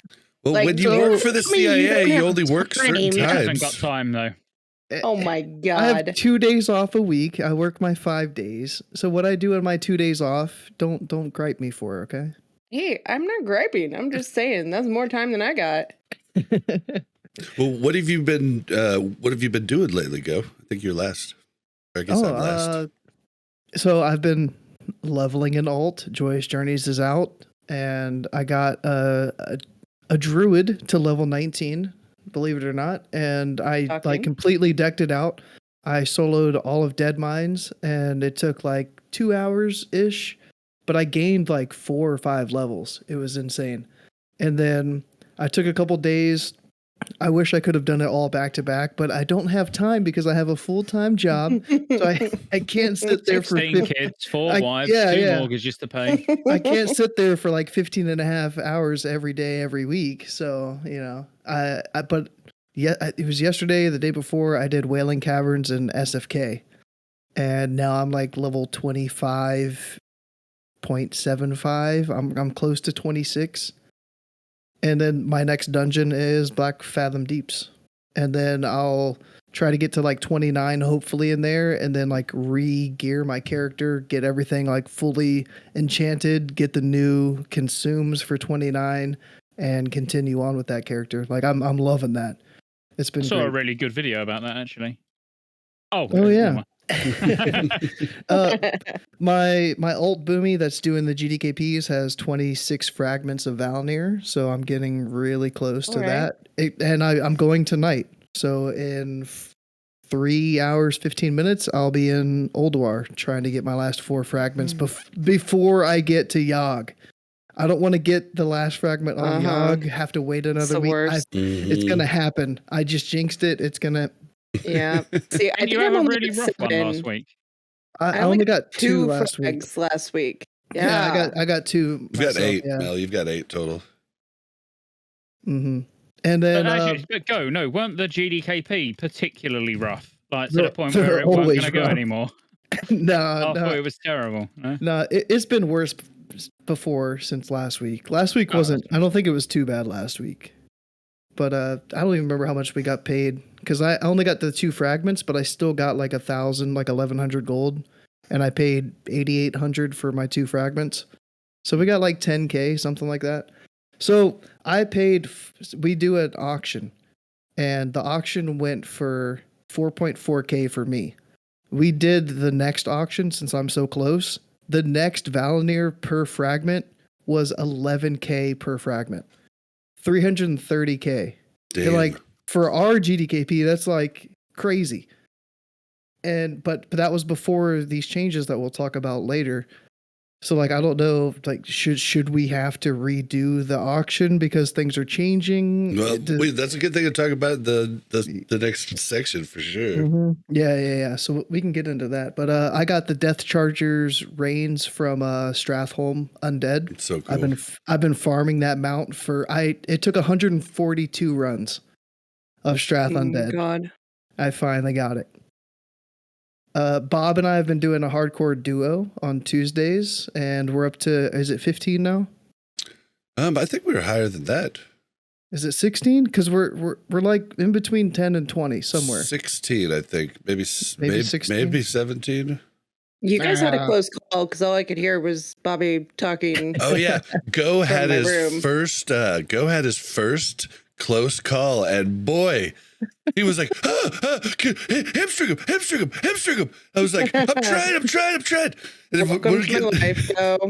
All right, so what happened? And Go's like, and I'm like, all right, let's just go over here. And he's like, I'm just trying to catch my breath. The real story. What had happened was Bob left me hanging, didn't he? Bob ass pulled a third mob. We were fine with two. He pulls a third one in, and then Bob just like immediately is just like, oh no, he's out. He's gone. No, and I said, like, where's Bob going? I said, like, we need to run. We need to run. Don't forget to strafe. We need to run. Oh and you're like, God. can you hamstring? I was like, yeah, doing it. All right, keep running. Yeah, because he's running. I'm throwing hots because I'm a druid. He's a warrior. I'm throwing hots. I'm getting aggro from my heals from my hots, and they come onto me, and he's still just running away. I'm like, dude, just slow them. Hamstring, come on. Well, And he just, hey, I I can't know this all say too well. that I know for sure who butt pulled, but I will say I was the warrior standing in front, and he was the wannabe booby casting from behind.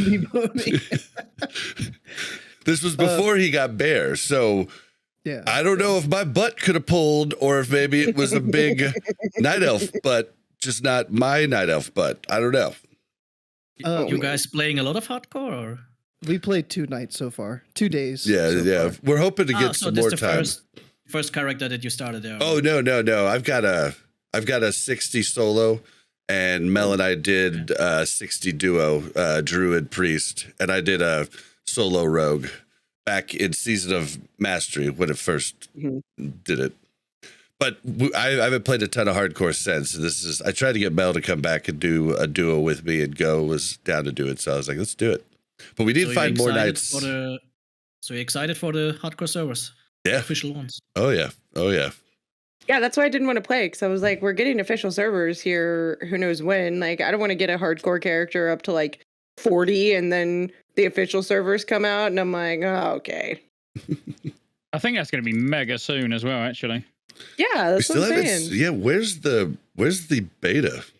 PTR, yeah. The people are expecting PTR like any day now. You go to what's his name? I've had too many drinks. I can't remember. You lightweight. Yeah, I know. One of the hardcore guys. No, he plays druid. So Anyone of you Grays for played, Days. Grays for Days. Yeah. Anyone of you Grays. played on the era server? On the classic era server? Somebody? That's where we're playing now. Not non-hardcore. Ah, okay. Only hardcore. Yeah. Yeah, But yeah, Grace for Days' stream for the past couple of days is PTR's coming today, something like that. And I'm like, oh, please. But there has been, whispers. Yeah, I think there's going to be something very, very soon. But I think they'll leave it till after TOC launch now. I mean, it would make sense to leave it till after TOC launches, but. And then Bob and I had experienced our first griefing in hardcore. Oh yeah, by a bad griefer. I've never experienced it firsthand, but yeah, we had that. Really bad griefer. We were doing a quest in Dark Shore, is that the zone? There's a little quest hub there. Where Alea is, You have to wait for her to spawn and get the tag, and there's all the ghosts and banshees there, and and there's this level. What level was he? Level He was like 25. He wasn't I like think it was max. 28, but he 28, definitely yeah. couldn't get experience from anyone in there. I forget. I think it was a hunter. I can't remember, but he was doing this lame thing. Well, there was a rogue doing a different thing, but this other guy was doing this lame thing where he'd run by you with a bunch of mobs and say, "Help, help." And it's dude, you're not even taking damage. Like, you're at 95% HP. Like, what are you doing? And it's just like, and then there was this other bad rogue that would you'd be fighting one or two of them, and he'd keep bringing two to you and then vanishing. And then I don't know if they've messed with some of the server AI, but it wasn't working ever. They would just run back, and we were just kept like looking at him like, bro.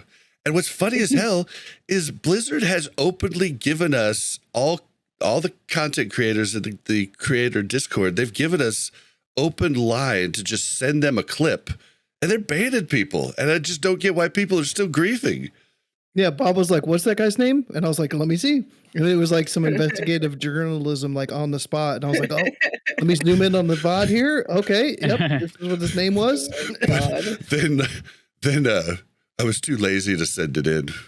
And they were so bad they weren't killing anybody. Yeah, they didn't actually kill anything. I was just like, well, I'm not gonna report them for just being bad griefers. I'm just gonna get a laugh out of them.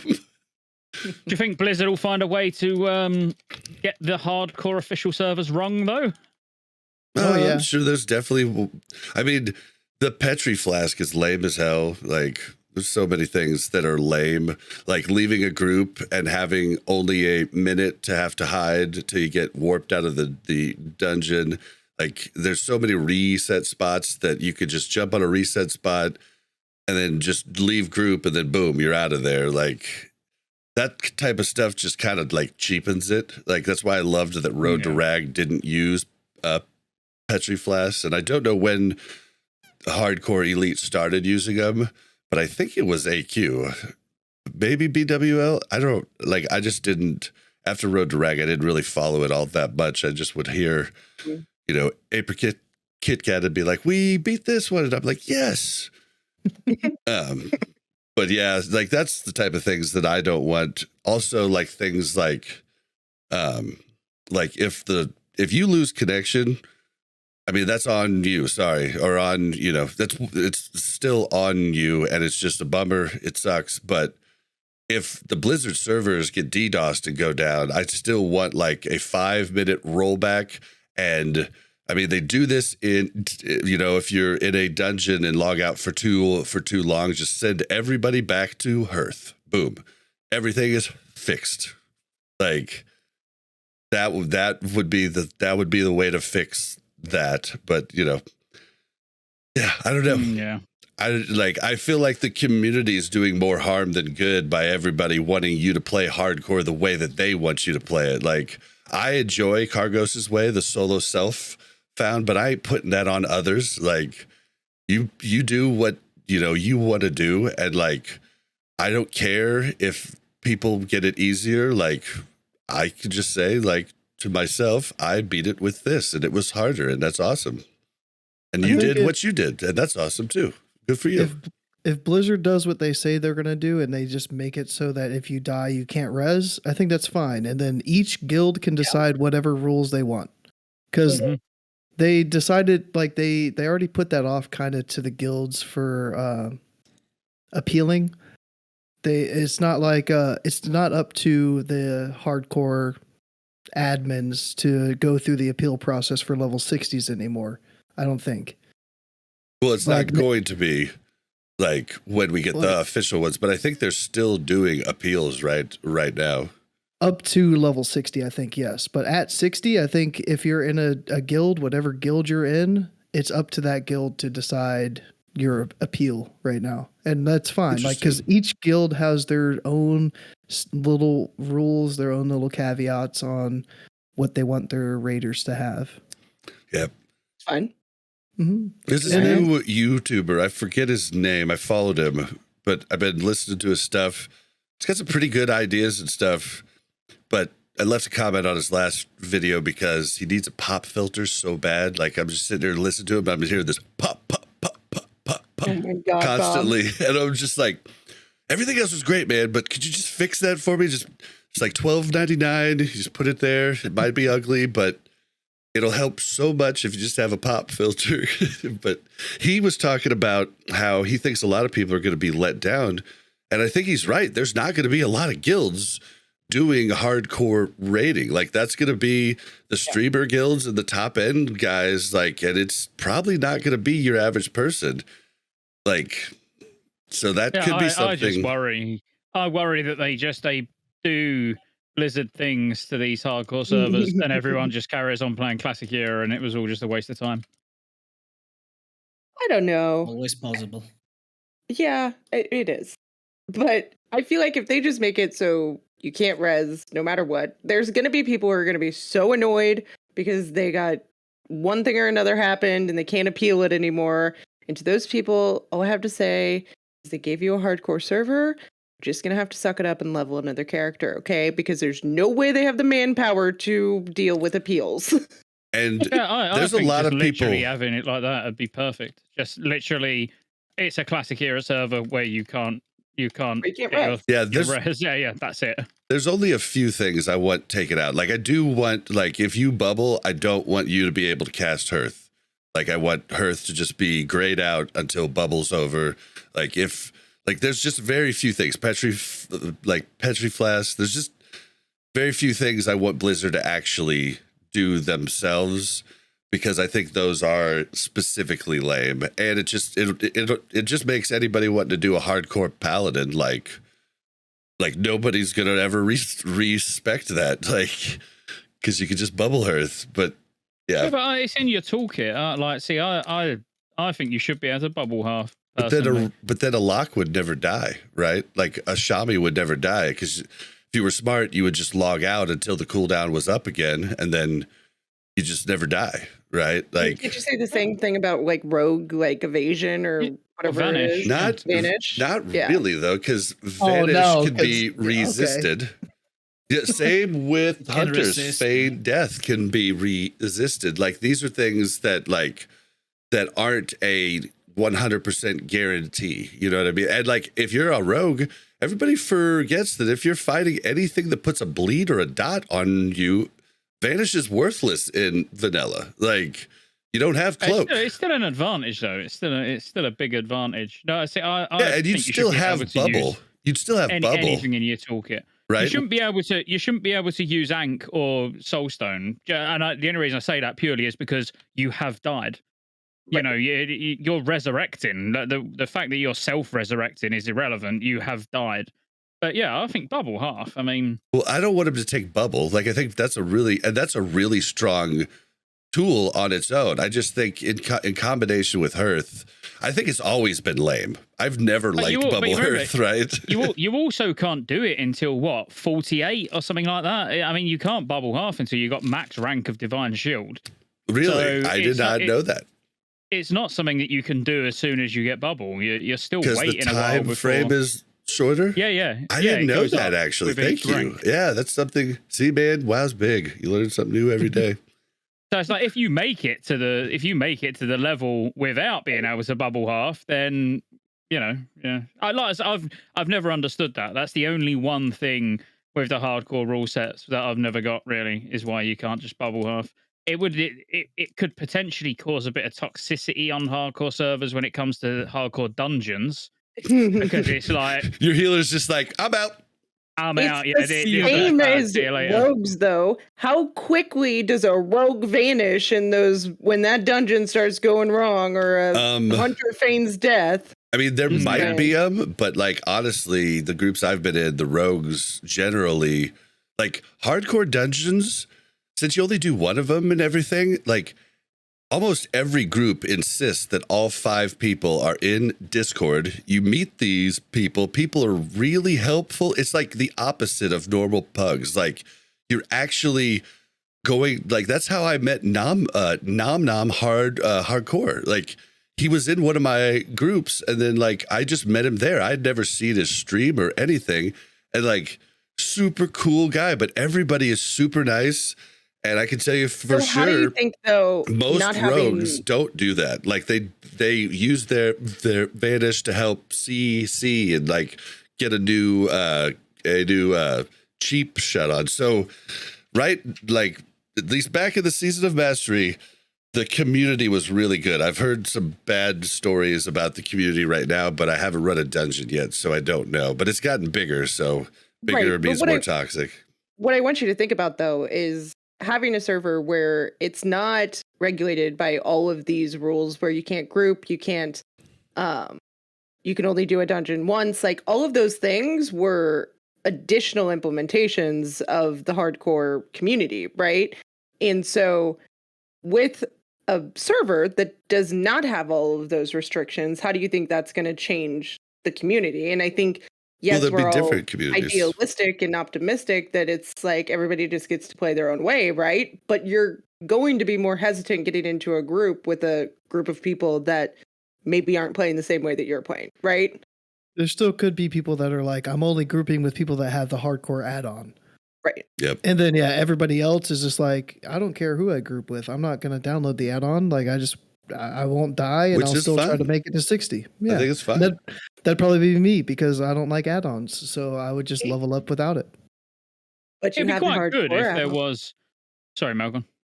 No, I was just telling Go he has the hardcore add-on, so he's really, I have it Yeah. right now. cluster here. I don't would want be to have quite- it. It'd be quite good if for hardcore dungeons you had to use in-game voice chat. You know, like obviously because it's in and it's something is that's never in. used. I know. So to actually join, you have to have it enabled. That removes that step of having to join the same Discord as well, don't it? You just use in-game voice chat when you're in hardcore dungeons. And then Blizzard could implement ads into the voice chat. So every 15 Exactly. minutes, they could say, hey, download Diablo 4 now. It sounds like GTA radio. Yeah. God. And the last thing that I've been doing, so we can wrap this up, is I went into some TBC raids because there's been bots that have been banned, and Blizzard has gone in and changed some stuff in these TBC raids that I don't know what they changed because they don't want to release it, which is fine. But Black Temple went down last week and it came back on Tuesday. So I went in there yesterday and I was like, what are these guys like? What are bots farming in there? Oh, you So I went didn't to see the video?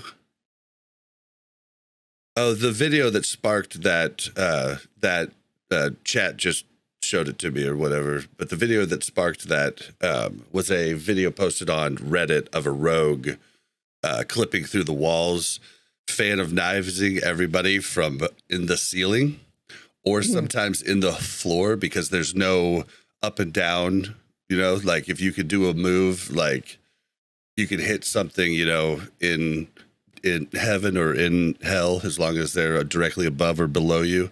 Right. Mhm. And, and so they were doing that. And then after everything was dead, they just popped down and loot everything. They popped back into the wall.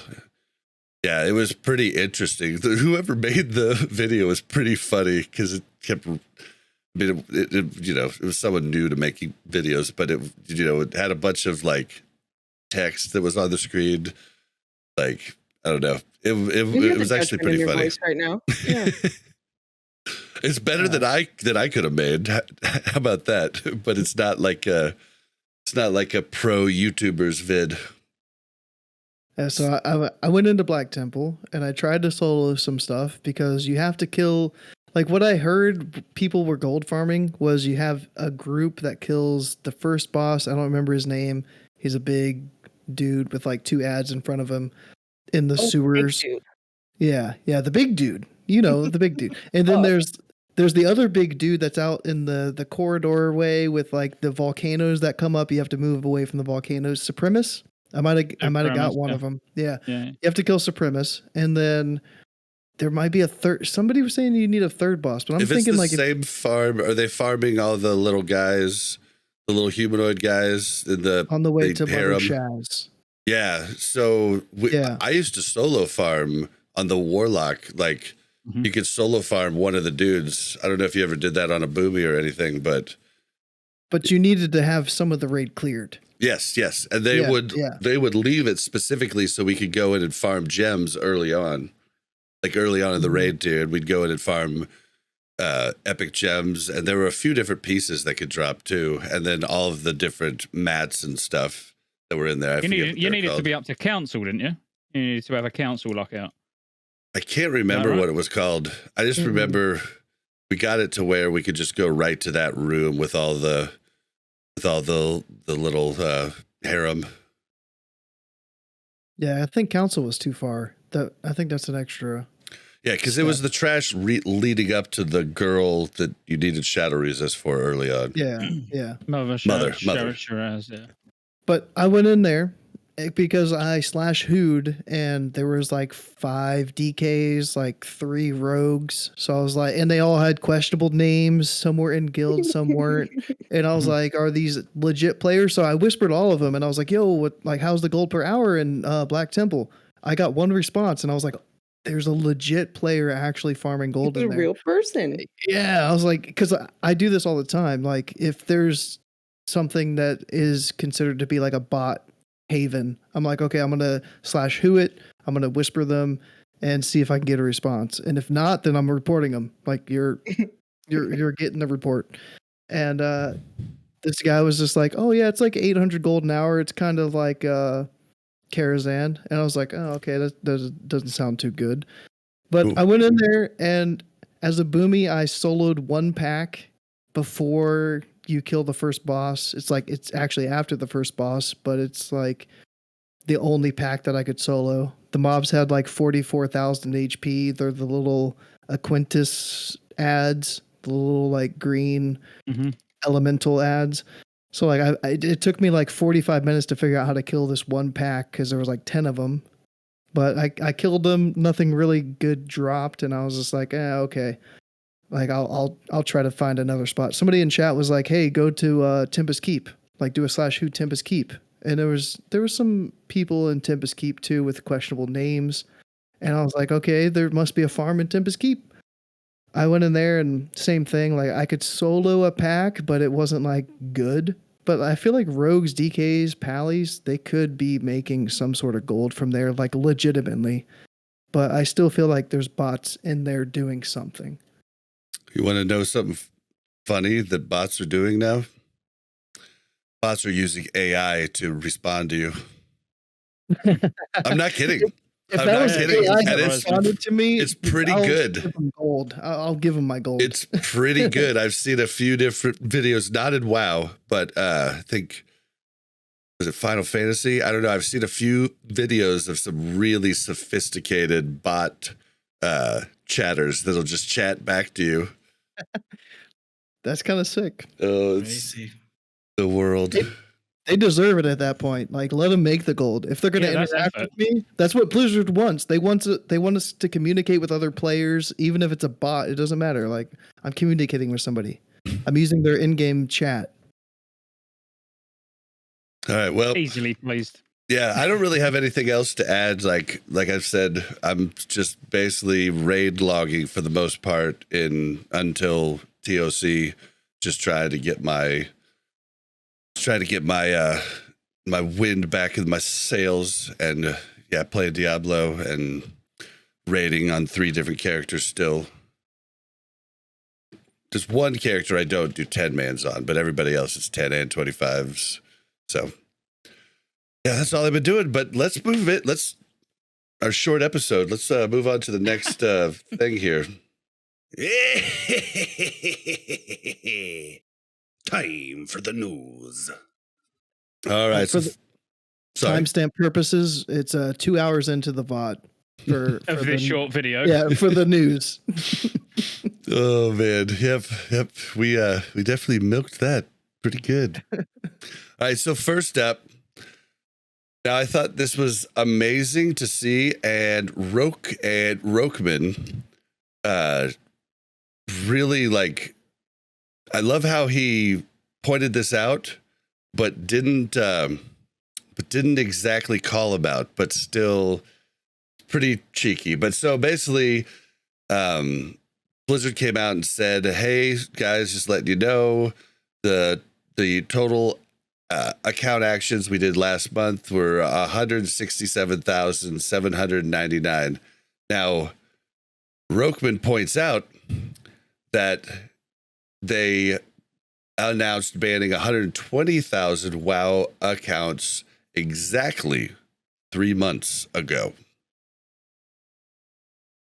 Now, why I think this is interesting is because I have my little tinfoil conspiracy hat, and I think the reason it's happening right now is because Q2 will be over or was over. Like, I forget when they do their quarters, but basically what I'm thinking is they ban and then a ton of these accounts re-up. So they're banning like right after most of the accounts have re-upped, and they're getting a double dip of an account share because the bot guys are just going to buy a new account right away, even though they only had 4 or 5 days of that sub they had just bought. You're saying they're banning them before the quarter ends so that they inflate their numbers. Yep, so that it re-ups and they double dip on the bots' subscription fees. I don't know, it doesn't sound like something Blizzard would do. I know. They're not bothered about money. Too They're much just bothered integrity. about our experience. Too much integrity, Our right? experience. Yeah. No, I think it's probably something like that. I mean, I don't know. I feel like it's that probably a combination with the WoW token. It's funny how it's a 3-month thing. I don't know. That's all I thought. Yeah. Yeah. I mean, it would make sense. And to be honest, like, whatever. Like, inflate your numbers, get us more money to play with if that ever came. I don't think that's how it works. But yeah. Listen, I do the numbers for my corporation, and I know that's not exactly how it works. You don't just get extra money and then allocate it to all of your people, but it does give you more wiggle room, right? Like, you do have more wiggle room to do certain things that maybe you wouldn't be able to do if you're rolling in the negative or not profitable as you should be or projected to be, right? So does it really matter? Like, I feel like everybody's bitching about them banning bots when everybody's just been asking for them to ban bots. Like, seriously, like, does the motive like your big curse here? Like, come on. I just thought it was pretty funny. That's all. I mean, you can blame Blizzard for a lot of things, but they know one thing, and that's how to make money. So, yeah, I can definitely believe the story that Bob tells. So could be definitely make sense. And yeah, why you should? I mean, if Blizzard would be my company and I would be just a single owner, and there are 200,000 bots paying me $13 a month, I also would say, like, yeah, okay, from time to time I will ban a few to tell you guys I banned them, but apart from this, I would really love that, guys. I mean, it's like they don't ask you, like, they are not asking for a game master, they are not asking for any other problems. That's like, you know, when you have a gym and these people that are just signing a contract and they barely show up. I mean, they show up every day, but they don't care. So you're saying you're saying that the bots are their actual, like, they're like, these are the guys that I like because they never bitch about anything in the game. They just show up, they play, they bring our engagement numbers up. We've got great engagement numbers, and we can show that to the board. Yeah, I mean, it sounds crazy, but they are the best customers. Yeah, yeah, perfect. It makes That's sense. hilarious. If you assume that the bots are paying like the $15 a month, then that amount of accounts is just over $1 million. Right. So like they got their $1 million, right? Yeah, and then they might get another half. Yeah, they might get another half a million with them resubbing before the end of the quarter. Yeah, Bada bing, bada thanks for your $1 million. To play devil's advocate here, right? Like, if WoW Classic wasn't bringing numbers or wasn't being profitable, it just wouldn't exist, right? And so, yes, I know there's a lot of people that play Classic WoW, and I think it still would be profitable without the bots. But you'd have to some way prove to management that the bots are actually making actual players quit, and that's hurting them more than Right. than the bots. Like you'd have to be able Which to are prove they? that. Are they actually I making mean, we can't. that many people? We They're have not no making idea. 160,000 people quit. I know that much. They'd have hurt themselves with a WoW token there, though, wouldn't they? Because they're not even paying the sub now. I know. That's why I think they're banning them all right now. Like, all right, Yeah. forget you guys. I need people buying the WoW token, and so you're one selling it for cheaper, and then two, just buying free subscriptions. So, but they're buying subscriptions that somebody else paid for. So, in all reality, Blizzard's still getting that money, whether the bots are giving it to them directly or whether somebody else is giving it to them to get gold, right? Yeah. They're not losing out. And there's bots in every game. I don't know why people seem to think there's not. There's bots flooded in every game. Oh, yeah, absolutely. Oh, it was Really? old school People quit? RuneScape that I saw the bots with the AI. Sorry, you were saying, Mulltiy? Do really people quit because of bots? Some I people never- claim they do. I quit farming, but I don't quit the game.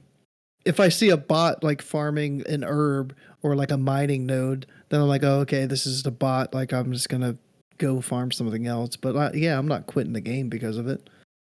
Yeah, I'm I not don't know either. anybody who ever told me like, "Hey, I quit the game because of these bots." I mean, Maybe Damn PvPers, bots. if they're like strictly for like battlegrounds, when the whole DK botting thing was taking over battlegrounds, like maybe some people quit over that. But If you go by YouTube comments, people quit for everything. They're Yep. just quitting all the time. Yep. yeah, they quit because I put their class into the C tier. So yeah. Yeah. Who's people the would, one YouTuber that just complains about WoW? And I'm like, you sure spend a lot of time putting together videos about a game that you despise. Yeah, we are Like, not going Yeah. to we are not going to say that name. We are not going to just saying, promote like- that toxic person. Like, come on. If you really despise a game, go quit and play something else. No, Like- basically it's a person that just basically capitalizes on the like doomer haters and just Oh, feeds God. into the hate, and it's we're not even going to mention that name here. so there's a Shall not be website, named. ironforge.pro, that calculates like population, and there's been no Rating growth. and arena Yeah, population. Rating and there's been no growth in rating or arena population since the WoW tokens come out. It's still on a steady decline. Like the graph looks like this. If I could, I gotta like- That's like- good, yeah. like this, because it kind of Ooh, drips stinky. off the last like 2 weeks. It kind of. It's really the other way, right? Sorry for the audio Or listeners. No, The like y-axis would because- be up here, right? And then it would go down. I Like mean, yours is making it look like a positive gain. Like yours is no. making it, This is. Oh, do I have to? Yeah. yes. It's backwards. Oh, there you That's go. There you go. Alright. you have me backwards. Yeah. So, you're but I right. Yeah. mean, if you look at that, like, that's how the game has worked for every expansion so far. It grows, gets to a peak, and then falls back down like a mountain. Yeah, Like- but the WoW. I'm just That's my the my concept. point. My We point was consume it too fast. the WoW token just Yeah. didn't help the graph. It didn't change the graph at all. Yeah, I don't Maybe think. maybe it Your prevented it from intention- like tanking. I guess that could be the only thing. Like it, instead of falling off, it's holding steady.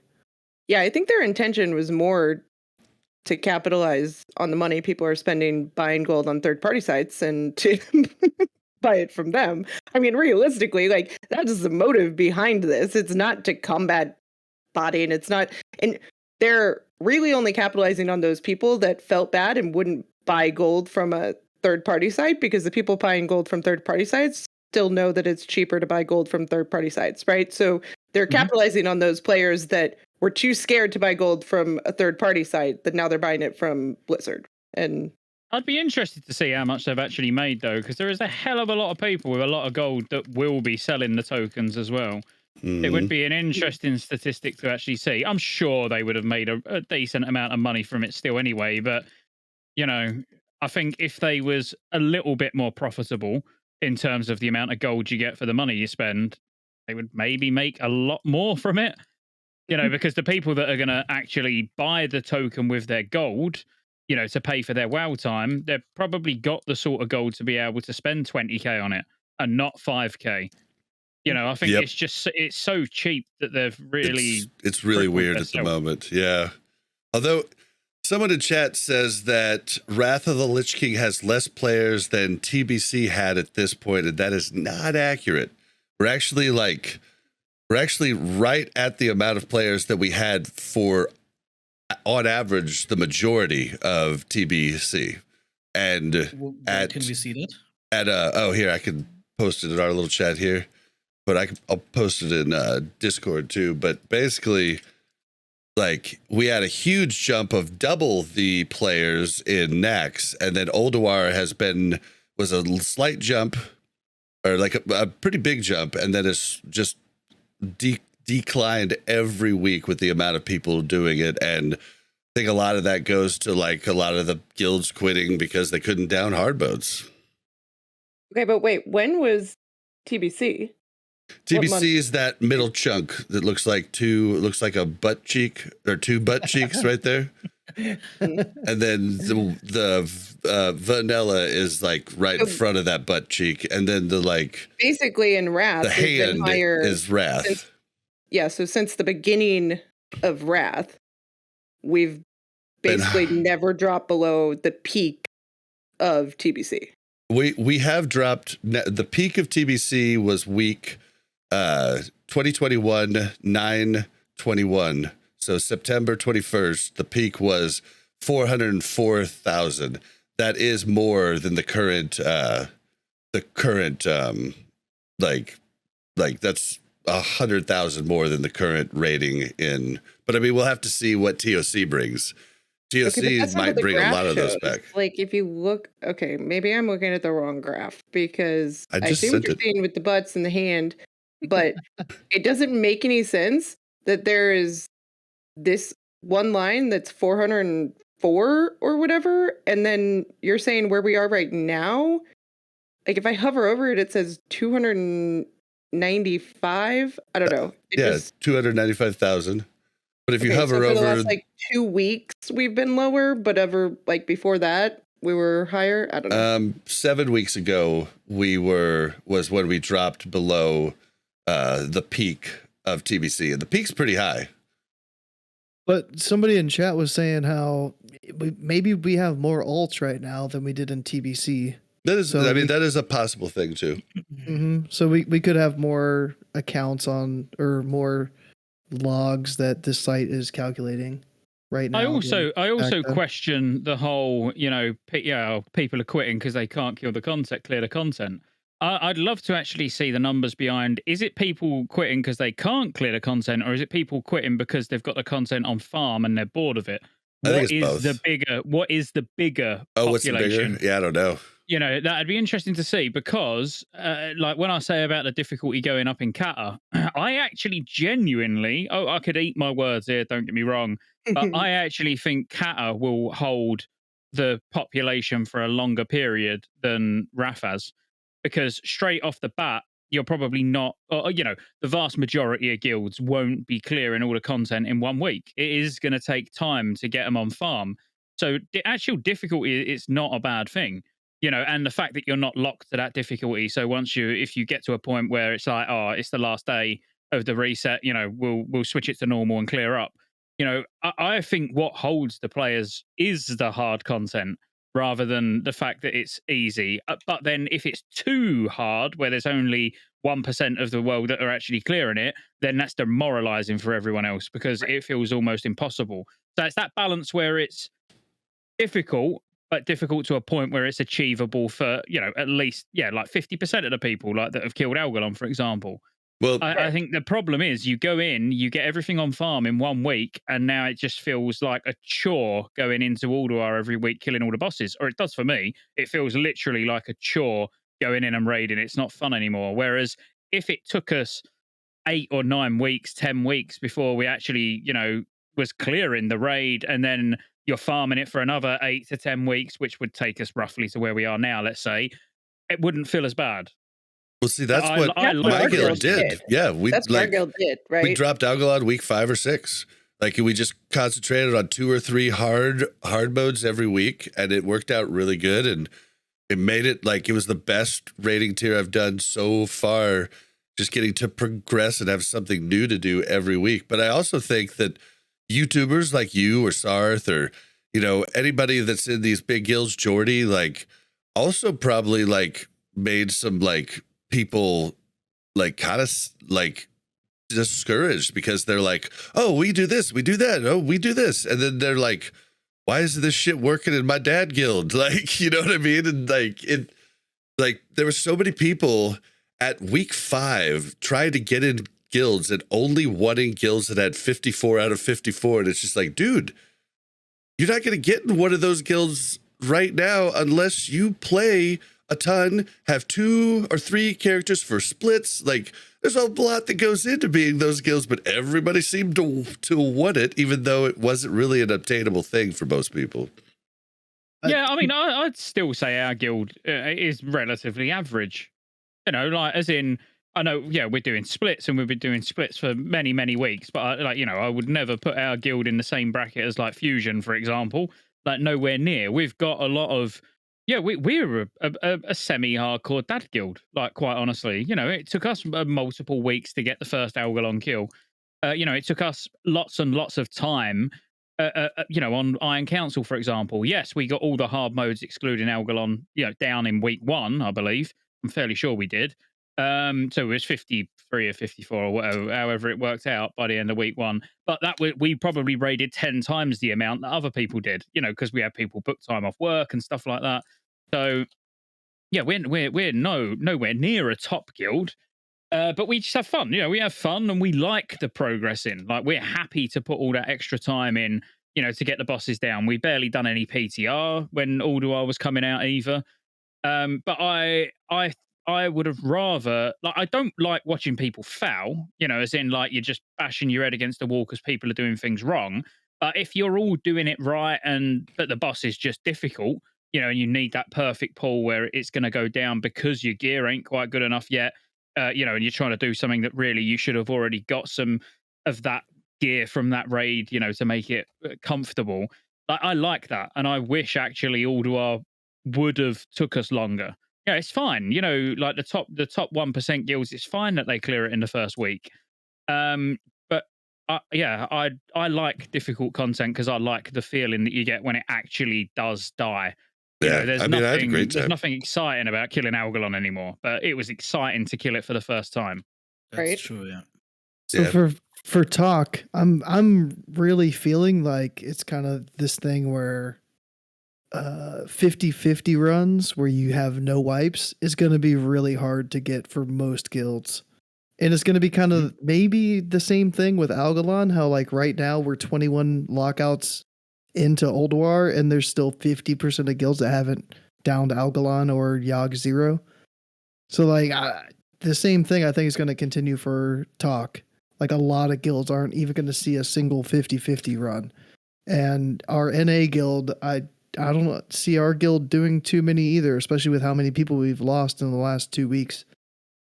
And that kind of scares me. I'm like, people are saying, oh yeah, talk's going to be a 30-minute run. And what else are you going to do for your raid night? For a guild like the one I'm in, I think it's going to still take up 3 hours. We're going to get to a noob and we're going to progress on the noob. Our healers have to learn the fight. And Yeah, it's but like, it's going to be like that for 2 weeks, 3 weeks tops, right? I heard it's I super don't know. easy, to be honest. That's We what did- I heard, I mean. We tried on the it is. PTR and our guild got to a noob and we didn't even get to the phase where the healers got to practice. And then we lost one of our healers that actually did the PTR. So I'm like, dude, guilds that haven't done PTR at all, I think we've gonna already be determined hard. your problem is your loot system. So, Oh my I gosh. think. But also there's the sort of, what actually echoing really what Bob said about, looking at YouTubers and them talking about what they're doing. And it's like, tribute to insanity done, on the PTR and all of that. It's like, we might not be able to do it for a few weeks. If I go back in the day, I'm fairly sure it took us a couple of months before we got our first 50 or 50 in original Wrath. But we're just that culture where everybody's like, well, they're doing it. Like, I should be able to get 50 or 50. I want to be in a guild that can get 50 or 50. Unfortunately, some of us are not good enough to be in a guild that's going to get 50 or 50 every week. That's a fact. Exactly. So he's not good enough. So you'll make do with 45 every week and have done with it. Dude, I am praying for And be happy 45. about Like, it. my fingers are crossed that we get that extra tier pieces, man. Like, please. Yeah. No, again, it's 50 or 50. It's not as easy as it sounds. You think about Iron Council, how many times you've gone in and actually just had that odd wipe on Iron Council. You've one-shot it every week and then you go in and wipe on it. Or Algalon, you go in and you wipe once and then you kill it. It's very easy to have a wipe on a boss that you've already got on farm. Let alone thinking that you're going to go in once every 3 weeks we wipe on Freya once or twice, and it's like, oh my god. And these are bosses that your raiders know inside out.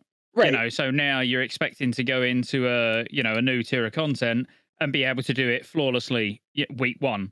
It's just not realistic for the majority of guilds. At least it's only one piece of gear. That's what I'm trying to tell myself to make me feel better. It's only the cloak that drops from having the perfect run. Keep telling yourself that. Even still, like the 45 out of 50 for the extra tier tokens, that's a big deal too. So like what about the I'm even worried achievement? about that. What about the achievement, Go? If we can get that week 1 and anybody that's new that comes in, that's part of the requirement. You can only join the guild if you already have the achievement or you don't care about it. Yeah. Fair. All right, well, let's move on to the actual news that we're pretty excited about. Or at least I am. I shouldn't speak for you guys, but let me go ahead and read it off. These are some changes that came to the PTR and are probably coming to live once TOGC comes out. These are Ulduar changes. The Expedition Base Camp teleporter inside the entrance to Ulduar is now always active. Players may now use the Expedition Base Camp teleporter to port directly to the Archichamber of Ulduar, even if Flame Leviathan and XT Deconstructor have not yet been defeated. After defeating Kolgard, the door to General Vezix will unlock, and Vezix and his trash will immediately spawn. Yogg Saron will now drop additional fragments of Valadir depending on how many Titan Keepers are assisting your raid. 0 Keepers, 3 total fragments, 1 Keeper, 2 total fragments, 2 or more Keepers assisting, and you still get your same 1 fragment. The 1-hour timer for defeating Algalon the Observer has been removed. Algalon the Observer will now always drop 2 fragments of Valinir. Go. Okay, since you said go, I know you were probably saying like go. I was. I thought of it right when I looked up and saw you. I was like, oh. It was perfect. No, I think I was thinking something for Algalon. Like if they want to have an extra fragment, you could maybe gate it behind okay, if you defeat it before the 1-hour timer, quote unquote, then you get the 2 fragments. If it goes over an hour, you only get 1, something like that. Or even if they want to add an additional fragment, if you killed it under an hour, you get 3. But if it took more than an hour, you only get 2, something like that. But the whole thing with Getting very complicated here. I know. The whole thing with I'm always complicated, but the whole thing with them not wanting to nerf Ulduar, that's fine, but tuning some mechanics is what I think a lot of the players were really asking for. Like Vezix hard mode, it's only going to get longer and longer that we're pushing to the 5%, and then everybody's Worst designed fight ever. Everybody's just waiting for it's going to be 2.5-3 minutes that all the guilds are just sitting there dodging shadow crashes, trying to get the interrupts. That's one thing that I would like them to change is just make it so I can choose to do hard mode and I don't have to wait for so long, and Animus just procs at 5%. Yeah, like it's something like that would be excellent. And then like Yogg, we've had some issues with where we've pushed the brain, but then an extra phase of tentacle spawned up top. So it's like, Always. oh, okay, we're in the phase 3 or whatever it is, and now we've got a constrictor, whatever the other tentacles are called. We got everything respawned. Now we have to wipe and do a whole 6 minutes of the first 2 phases again. You don't Great. have to wipe go. We've done it with an extra pack of constrictors and stuff. Can I see the VOD? I mean, probably, yeah. That'd be an epic VOD. I mean, Yogg we 1, have. not Yogg Yeah, yeah. 0. But yeah, Yeah, we've we've done done Yogg 1. Yeah, Yogg Yogg 1, 0. we've definitely done it. Yogg 0, Oh, we Yogg haven't. Sure. 0. Yogg 0. Sorry. We did Yogg 0 in fine. 10 man with tentacles spawning today. Okay. Very different And then though. Very think much the- different fight in 10 man. The only other fight I can think of is like Iron Council. Some of the runes sometimes are kind of sketchy. I've heard that the Rune Master has died and then a Death Rune has still spawned after Rune Master's died. That shit does suck. Or, Rune Master will be in the middle of a cast for the blue rune and then the first mob dies and then he just stops his cast. He's like, Yeah, "Nope, he you don't doesn't get a blue cast the rune." rune. That's annoying. So like little things like that, they're not really nerfs, I wouldn't call them, but they're just like mechanic tunings. So that would be great if they could do something like that. And then will the skip be in 10 man too, or is this only 25 man? I assume it's both. And I'd have thought both. there's a lot of different Yeah. things. I was talking to Pummel last night about this, and he was pointing out one of the coolest things is like if you got a really good rogue, they can do mim trash pretty fast. You can do it in one run, right? But I've only done that like 3 times. Like normally I have to stop before the last pack because I screw something up, right? But this allows for really anyone that could do the skip to do the skip fairly slowly because now you could do Vezek's trash while someone does the mim skip, which is pretty Do you huge. have to do the mim skip if all of the portals are open? No, but they're not all open. It said you could port past XT from the start. They didn't say, that's how I thought I read it, that you could port any place when I first read this, but going over it and reading it out loud, I realize you're just porting directly to the Archichamber of Ulduar. So you're porting right there past XT. So you're not actually getting, like, you can't just port right to Yogg. You can't just port, but this is a pretty cool little skip for like time wise or any guild that just wants to jump in and kill Algalon, like just still kill Algalon every week. Like this is pretty cool. Or just Algalon Yogg to like do hammers. Like this is really cool. Like, I don't know. Yeah, I mean, the optimal way would literally just, I think what we're going to end up doing in both split runs will just be go in, do Colagarn, do Algalon, do Colagarn, do Vezax, do Yogg 0, leave. Correct. That's it. yeah. Like it? Can we talk about the Valinir? Because, okay, I just started getting shards for my Valinir. I've And been I waiting to knew talk about this. when I started getting shards that it was going to be like I was going to still have to run Ulduar and hope to get the shards. I think And it's a I- great happy. I think it's a great happy balance. Actually, you know what I'm like. I rarely agree with anything that Blizzard put out. You know, normally they put a blue post out, and I've got a problem with something in there. But I honestly, I think what they've done is actually a great solution, which I agree. it impacts everybody. No, it affects nobody negatively, but impacts the majority of people positively. So there's nobody that is affected negatively by these changes, like literally not a single person. But those that have got it on farm and can't really be asked to do it during TOC can still go in there for 30 minutes tops, get those 4 bosses done, still be progressing towards people's Valinirs, you know, because that's ultimately the only reason to go back for the majority of people.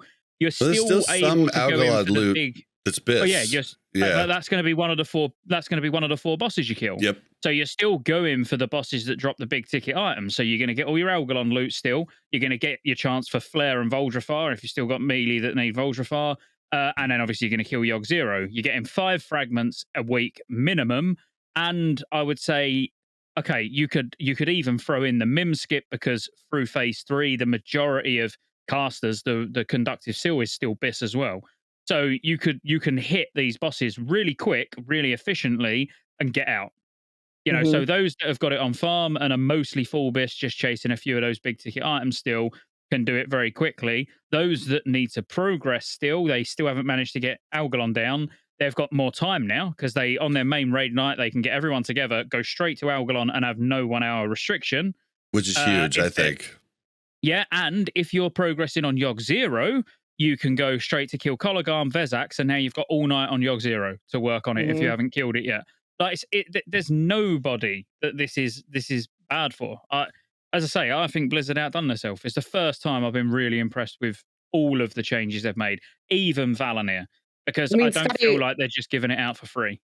I really want to have to go run all of Ulduar again and again for the rest of the next patch. And she was gonna have to do it at GDKPs, but now with this change, the guild might decide to do Algalon and Yogg every week still.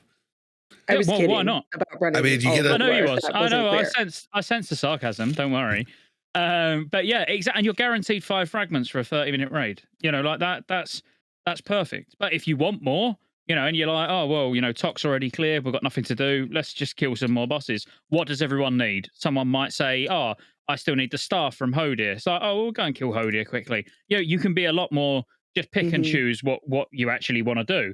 And no one's going to complain like, oh, but I want to kill them all because I want fragments. It's like, you got 5. Shut up. Like, that's enough. Bob, I need your help here. Can your memory recall back to before phase 2 launched in Ulduar when Scotty and I were both on? Somebody in the episode suggested potentially Blizzard increasing the fragment drop rate. And then there were some people that were totally against it. No, Valinir does not need an increased drop rate. We don't need people getting Valinir faster. It should take 10 weeks for people to get Valinir. That's normal. That's fine. And now it seems like those people that were on that side have flopped over, and now they're like, whoa, this change is great. Everybody can get Valinir. And I was like, I think he did stipulate later it might be okay. I think he did say, if it happens after the tier, I might be okay with it. I think he did say that. Okay. And I don't know. If you do what the vast majority of guilds are going to do, it's still going to take 8 weeks. 8? 6. It should take 6 weeks. 6 weeks. Yeah, you're going to get 5 every week. Sorry. Yeah. So 6 weeks. So yeah, it's still quick. But you could technically get it in 6 weeks now, if you was lucky. At this point, if they'd have done this obviously from launch, when phase 2 launched, that's a completely different story. Scotty would have been not for it. No, not at all. But again, even if I said back then, no, they should never touch fragments, I've changed. The game's changed since phase 2 launched. You are not allowed to change your mind. I know. What a politician right there. Well, no, the thing is, it's changed. I'm sick to death of Ulduar. I don't want to go back, but I can put up with going and killing those 4 bosses. So we're not being held hostage in there for fragments of Valinir anymore. As I say, irrespective of whether I've changed my tune on it from phase 2 launch into now is irrelevant. I fully back the change. I think it's the best way they could have done it. 5, maybe a bit too much. Maybe it should have been 2 from Yogg 0, 2 from Algalon. I think like 4 a week would have been around about right, because I think 3 a week from the majority of guilds is probably the average. So you're going to be getting a little bit more than the average. But I think maybe they changed that. Guilds that can't do Yogg 0, right? So for the majority of guilds, I think it's going to be 4. 4, yeah. That's a good point. Yeah. No, that's a good point. So I think there's an extra motivation to do Yogg 0 now, which there wasn't really before if you weren't interested in the mount, right? Yeah. That is true, yeah. What do you think, Mulltiy? Like Scotty says, I think there is not a single person is negative affected of this change, so it's good for everybody, to be honest, in my opinion. I'm actually wondering that they are not nerfing Ulduar. I did not ask for nerfs, so for me it's definitely fine, but I'm a little bit wondering about that they are not nerfing it, because I think I was expecting some some nerfs, especially to. I mean, okay, Algalon, is it a nerf that the timer is deleted? I think that's. I don't know if I would call that a nerf. I mean, I think it is to the extent that there was a lot of guilds that probably just didn't get enough time to progress. And with a boss, sometimes you need to progress for 2 to 3 hours, but when you have to restart the next week on progression, you always start like a little bit further back. Is there really now somebody out there in the world that is progressing Algalon like 4, 5, 6 hours a week? I mean, to be honest, it would be a hero for me, but I cannot I cannot imagine sitting there 4, 5, 6 hours progressing Algalon because now the 1 hour timer is deleted. And yeah, I don't know. But if people want to do it, is there any other boss in all the World of Warcraft history that has a timer on it? Like this? No, not that I can think of. There's runs in Zolomon.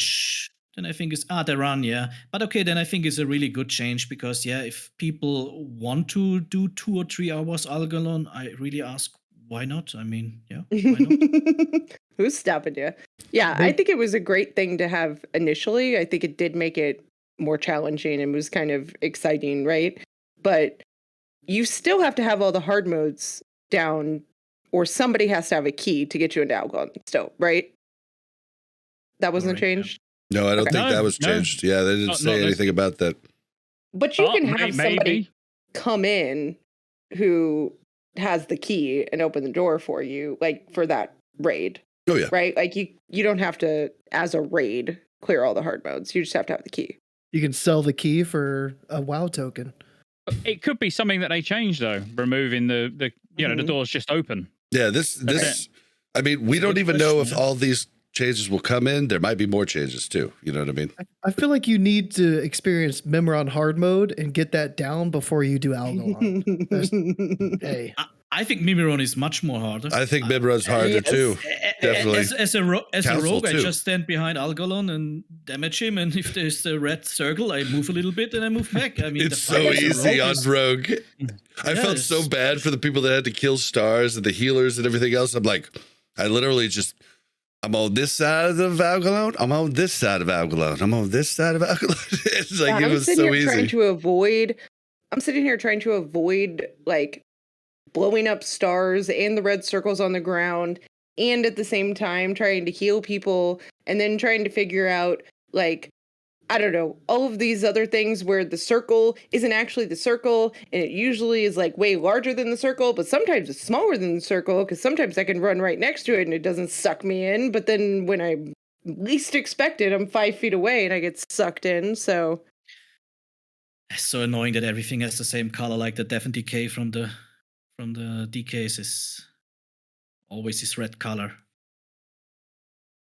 Oh, I hate it. Oh, yeah, dude. Ugh. So I'm just talking to chat because they're wondering if I'm preparing for Dragonflight Classic videos yet, and getting my Mr. Pandaria scripts ready, and I'm like going along with a banter, and then thinking, I am actually sat here playing Catalo. I'm literally in Lost City of Tolvir as we speak. Can we just talk about the face that Scotty gave Willie when Willie said he hated pandas? I'll never forget it. I know, that was hilarious. Panda hater. I'm pretty sure I spent the whole podcast trying to convince him pandas are nice. It's just hearing Willie say anything bad about anybody. It was like, whoa, really hate pandas. He was like, I just can't do him. I just can't do him. I can't do his accent. But it's a really good question when all this will stop. If Kata is coming out, and I think it will come out, then it's a good question. Whenever will Blizzard stop? Because in the past, people said, like, okay, Wrath will be the last one, because Wrath is the last expansion that feels a little bit like Classic. And if Kata is really coming, what we all think it will, then, there's a good question if Dragonflight Classic is, in 10 years. Eventually, maybe. They will stop when the amount of money they're making from Classic is less than the amount of money that they have to pay the Classic developing team. Yeah, exactly.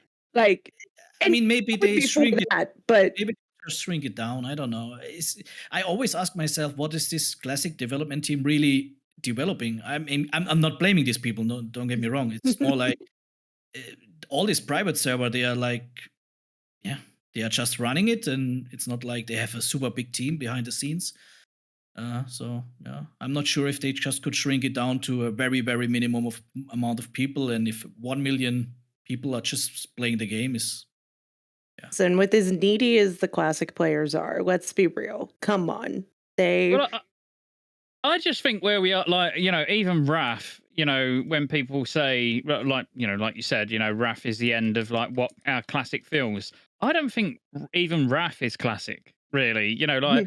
Classic to me was just vanilla, and TBC. I think vanilla and TBC, definitely you could consider them classic, but I think so much changes in RAF, so much changes in Kata that it's almost now like retail 2.0, rather than classic. Because I actually, like, whenever I talk about future expansions, like saying about MOP Gold Challenge modes being amazing, everyone thinks I'm bigging up future expansions just because I want to keep making videos, which is not actually, it's not actually true. It's just for me, I start enjoying WoW from RAF onwards. RAF, Kata, MOP, even Warlords of Draenor, I don't mind. But, anything RAF onwards is, they're the expansions that I enjoy. And I think Kata feels more like classic than RAF does, which is probably strange, but at least you're back in the old world. Your main city is Stormwind again. Yes, you can fly around it, but you got reasons to fly all around the old world again, doing archaeology. Even like Zul'Gurub, Zolaman being, current content, Deb Mines, Shadowfang Keep. It is actually going, I think, more classic, than RAF is. I think RAF couldn't feel more detached from the old world, than it does. It just feels like the old world, though. Like, people instead of TBC, where you felt like you were in a sci-fi game, like Northrend feels Tolkien. It feels like original classic. Like, yeah, that's where I'm at. Yeah, I just like, the fact, like, just now I've literally gone, to Booty Bay from Stormwind, took the boat over to Ratchet, then gone and flown over to Tanarus to then go to Oldham. It's like I'm traveling around all the old world in Kata, whereas I obviously never really leave Northrend in RAF. I really do think Kata will be, once all the haters of Kata, pipe down and people start to realize actually it was a good expansion, it just went on too long, I think it will be fairly well received. If you farm gold in Wrath instead of buying it, then you'll go to the old world right now. Yeah, but that also takes a lot of time. I haven't got that time. How am I going to play Kata if I'm farming my own gold on Wrath? God. I think all in all these are good changes, though. So they do say that they have no plans for post-nerf versions of Ulduar, right? I didn't expect that either, just like Mulltiy. I did expect nerfs. Like, especially after we saw that so many guilds couldn't beat it. Like, people say TOC gear will help, and yeah, I mean, I guess it will, but I mean, it's not like that much of an upgrade. Like, so I don't know. I mean, I'm fine with it. Again, I think I'm fine with either way. I think we all expected, just like every other tier, that they would have a nerf tier. But I guess the only things that you can't get from 25 that you could get in 25-man or 25-man hard mode gear, right? Like, you can now get all, or once this goes live, you can get all 25 regular gear from 10-man. And you can get hard mode 10-man gear from Side Reel Essence. What's that called? Side Reel. Side Reel. Okay, yeah. Yep. I'm sticking with it. I'm not calling it Sidereal ever, because it looks like Side Reel and it's hilarious. Yep, it's exactly what I called it. When it first came out, it was Side Reel Essence, until I looked up what it actually is and how you pronounce it. But the only thing I'm surprised at is that they didn't add, an extra item to 25-man hard modes. I'm surprised they didn't double the hard mode loot drop from hard mode. That is true, yeah. They might still do it. They might still do that. Yeah, because they only, usually they give like a bunch of information, but it's like an hour or two like spread in between each little blue post. We only got one little tiny snippet of potential changes that they could have made.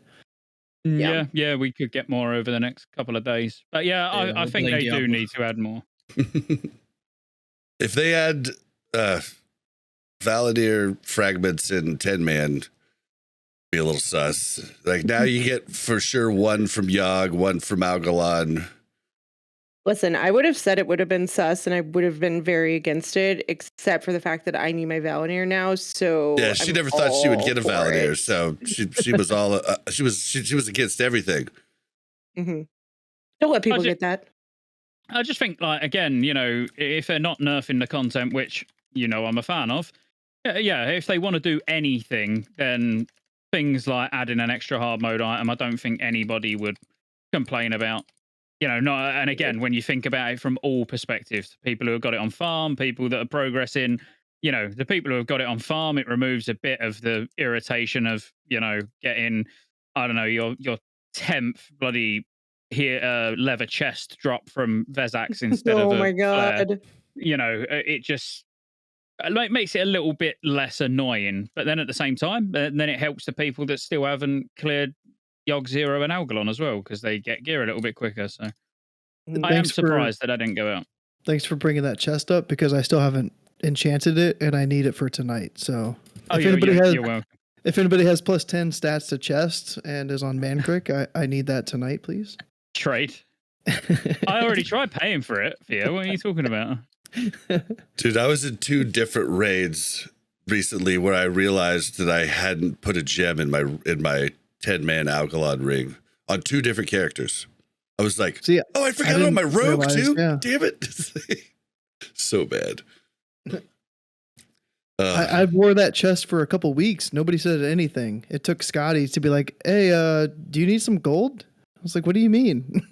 He's like, for your chest enchant. He's like, I got you. I was like, oh, no. I just forgot. Oops.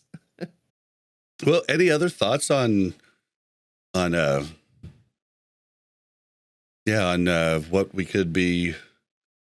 this could mean, or like how does it change the price for Valanier and GDKP? That's something that I was trying to get from Pummel, but I don't think really anybody knows like yet. Yeah. I think like that's being discussed across the GDKP, universe right now. Everybody's just kind of like trying to hash that out. Another question would be, should there actually be a hard cap on the amount of fragments you can get now, though? So you can't go in and get 11, 12 in one run. Oh, I don't know. Should there be a hard cap of, say, I don't know, 7, 8, whatever, so you're still not forced to actually kill all of the bosses if you want the max. I don't know, it's just a question. Does anybody know what the max now is? Because I'm trying to load my game up in case anybody doesn't know. Well, it'd be 5 plus a possible 1 from any other boss. So yeah, in current, as in on live, I've heard the number 7 thrown around so much that it's like a hidden hard cap. But I don't know. It's just like, yeah, but it's a number that people throw around, and I don't know where it's come from. I mean, we've personally never got more than 7 in a single run. Although obviously it should be possible. You should be able to get 1 from Flame. Well, you should be able to get 1 from each boss, obviously, and then 2 from Hodir. You can get 2 from Hodir? I didn't know that either. From both chests. Wow. Oh. Okay, go though. I have a question. Do you think that the price of Valanier should go up or down with the changes? I think it's 18. There could be an argument for both. Yeah, but I think 18 is the now possible cap that you can get on fragments. So 2 weeks, a lucky guild could have a Valanier. But should it go up or down? I'm surprised it just went up from my 4.4 to 11K per fragment. And this is the end of phase 2. People don't want to have to run Ulduar again. That's why it went up. They were like, yeah. Should it go up or down? Like, if you could get it quicker, don't you think you'd be willing to pay more money, right? Because I feel like right now, people that bid on it have to invest in being in that raid for unforeseen amount of weeks to get the Valinir, right? Like, if you could get it quicker, I think some people may come in and say, hey, I'm willing to commit, 3 or 4 weeks to this and hopefully get it. Maybe I don't, but I don't know. I feel like there's an argument that says it could go up. Yeah, because people would have to go back and actually do it, especially after phase 3. I guess there's also the argument, though, that because you can go in and get 5 a week, probably with a guild group, that you potentially don't need to go to a GKP to do it, but I don't know. I don't know. I don't Yeah. do GDKPs enough to, for it to be something that I'd worry about. Yeah, it's hard to really tell. I can't think of it. But I got raid pretty soon, so we better just move into the very end of this short episode. Yeah, we better just move into the very end of this, guys.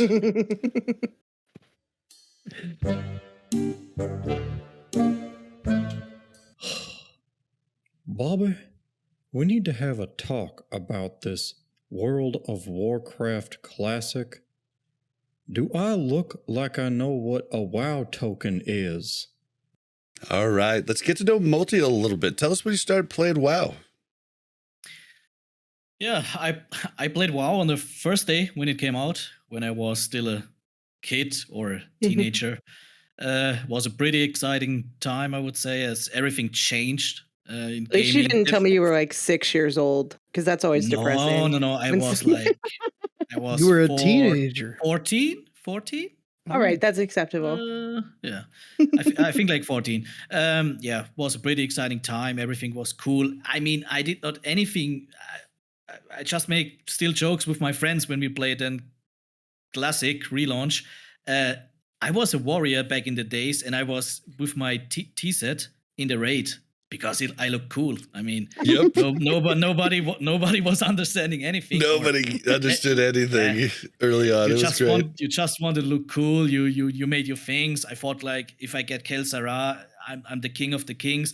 There was one warrior in Ironforge, a Night Elf warrior with Thunder Fury. I really thought he's God, really. So that is the experience. And to be honest, I dropped after the first phase or second phase of TBC, and the answer is, in this time, I just was interested in a little bit in different things. 17, 18. I don't want to go too much into Other details, games, but I guess yes. everybody knows what I'm Chasing talking tail. about. College. Yeah. Exactly. We're talking about school, education. Yeah. Exactly. The important things in life. So, yeah. Beer. I think it was a time where it was like 4 or 5 games not playing any games. So it was not an issue about World of Warcraft. It was just playing no games at all. And I came back very, very late. And to be honest, I think it was a mistake to never really come back to World of Warcraft before, because I came back for BFA. So I missed like Wrath, Kata, Mist of Pandaria, VOD, whatever. Missed everything. And BFA I came only back because a bunch of my friends then still played World of Warcraft, and I came back and we had a good time. Like 12 real life friends were playing BFA. It was a lot of fun. I played a lot of Mythic Plus. I was not really raiding, just with them, like Heroic, and I think a few bosses Mythic, because the first 2-3 bosses are always so easy.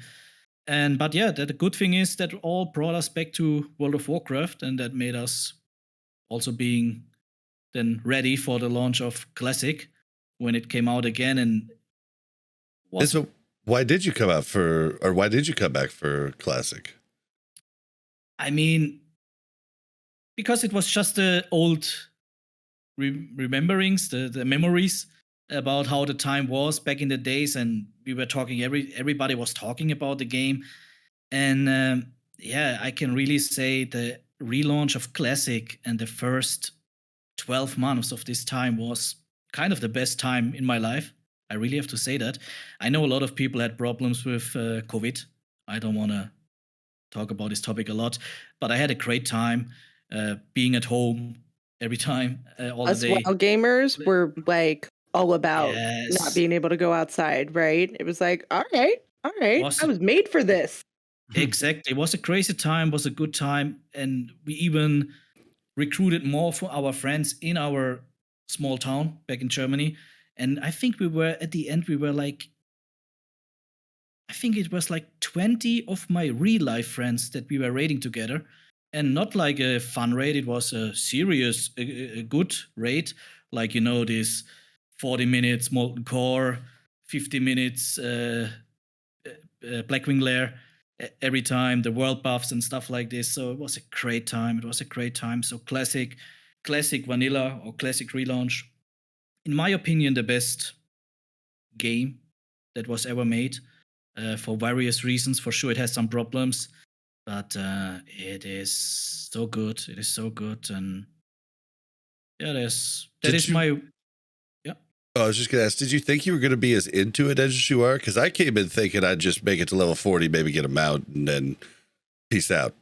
It's exactly what I said to my friends. I said like, hey guys, you don't need to talk about the epic mount. Nobody will have the epic mount. Don't talk about it. At the end, I was there. Thunder Fury, epic. 2 epic mounts on each of your characters. Yeah, everything like raiding on this character, having this character for farming gold. It was crazy, but it was a great time. So everybody who missed it can hopefully pray for another classic relaunch. It will never be like this again. But I think everybody was saying that already about the relaunch 2004, and now the classic relaunch. So who knows how it will Listen, be in the in future. 10 years, we may do it all again, right? It'll feel the same. Would be nice. I cannot believe that it will be the same again, but really it was a great time for me. It was a great time for a bunch of my friends. I guess everybody that I know from World of Warcraft had a great time, and a lot of people are still together from now through TPC, through Wrath now. TPC, I dropped again out after phase 2, but the only reason that I dropped out was because I moved to Mexico, and my wife is a Mexican, so I had to move, and then, first you need to level a character and everything was not that easy. So I just said like, hey, come, let it go for a few months. And then I came back for the pre-patch of Wrath. And since then, I would say every day, usually online, doing a bunch of things. I love the game. I play Rogue. Usually in every game, I play Rogue. Hearthstone, I play Rogue. In Diablo, I play Rogue. So it's just what I like to do. Honestly, in Classic, I played Warrior, Fury Tank. But a Fury tank is like a DPS with 2 one-handers, so it felt like a rogue that is just having aggro of the boss. And okay, so you weren't a rogue in Classic. I would not say born to rogue, but I just love the class. Like I said, I would prefer to level a 3rd rogue instead of another class. I cannot even explain why. It's just like, when you like the class very much, then Were you on a PvP server? I was first in on phase 2. I was in Classic. Mm-hmm. Yeah, I was on a PvP server, and it was hell on earth. Never Were forget. you on Alliance? I was on Alliance, and sadly, that was not a good decision back in the days. So we transferred. But to be honest, it was in Germany. It was like there was a Horde server and an Alliance server, and both of them were then 99.99% to 1%. And I don't know why, but I think Blizzard should have done something about it. I think a PvP server is a very nice thing. I played on Cropulus here in Wrath the first few weeks. I transferred then because I wanted to join another guild, but the server was awesome. Because I think the few PvP actions isn't that it? you can have Still like is 50-50. Close. I think it's still around that. Yeah, it's still an awesome server. Crazy. I can recommend it to everybody, and I think it makes the game feel a little bit more alive when you see the other faction on your server. It's like not like there's only you. Yeah, I see like a red nameplate, and I'm like, there's a horde in Dowering, guys. There's a horde here. This is what's happening. It's a Exactly. leprechaun. When we have those seasonal quests where you have to like find a horde, everybody in Wintergrasp really hates me because I go in there with like my little thing that I have to do on all these horde race class combinations, and I don't pay attention to that at all. But I can't find them on my server. Okay.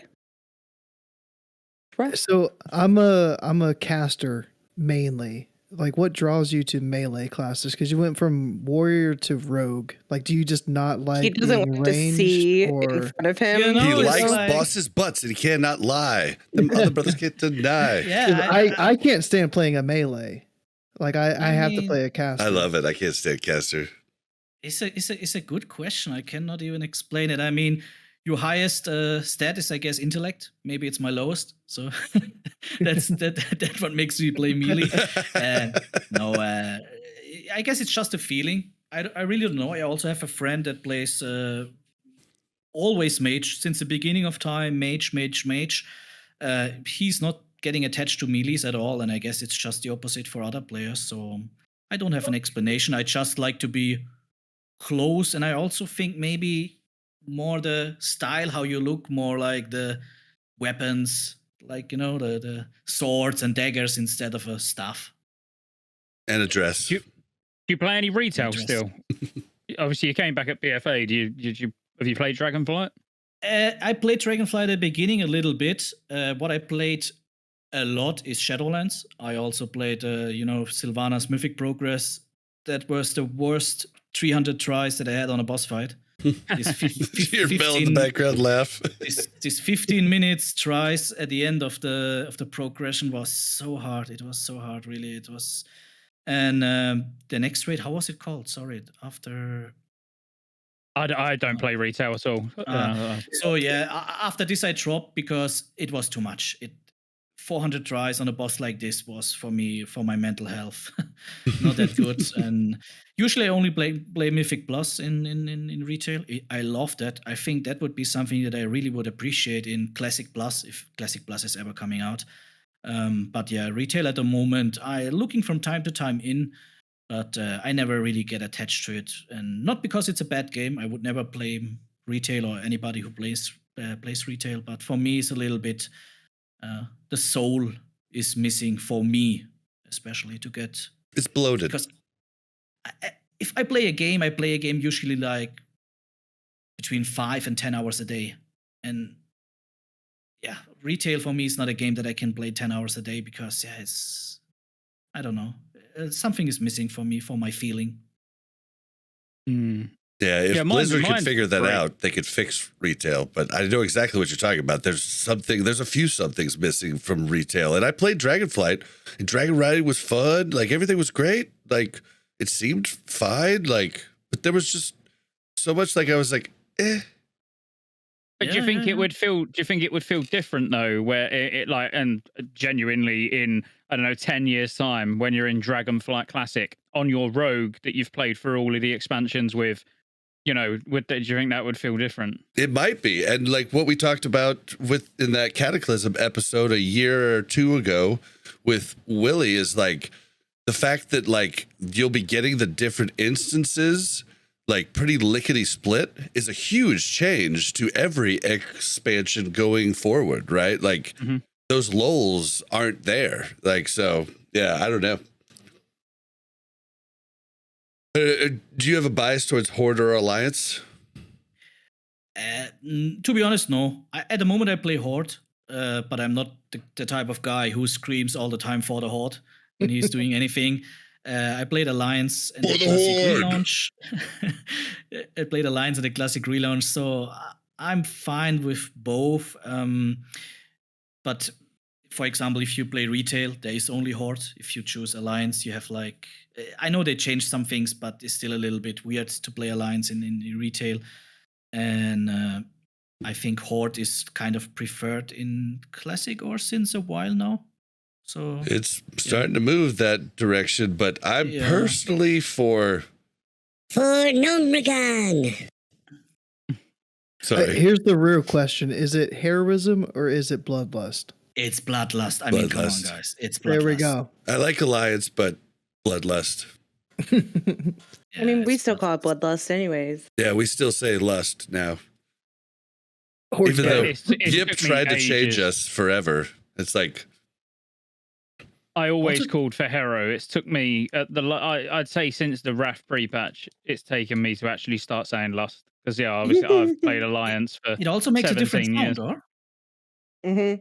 it is this ringing of the bells and people cheering, right? Is the heroism, or I have- don't know if that. I don't have game sounds on really. it's Yeah, it's not the cool lust sound like. "Roar."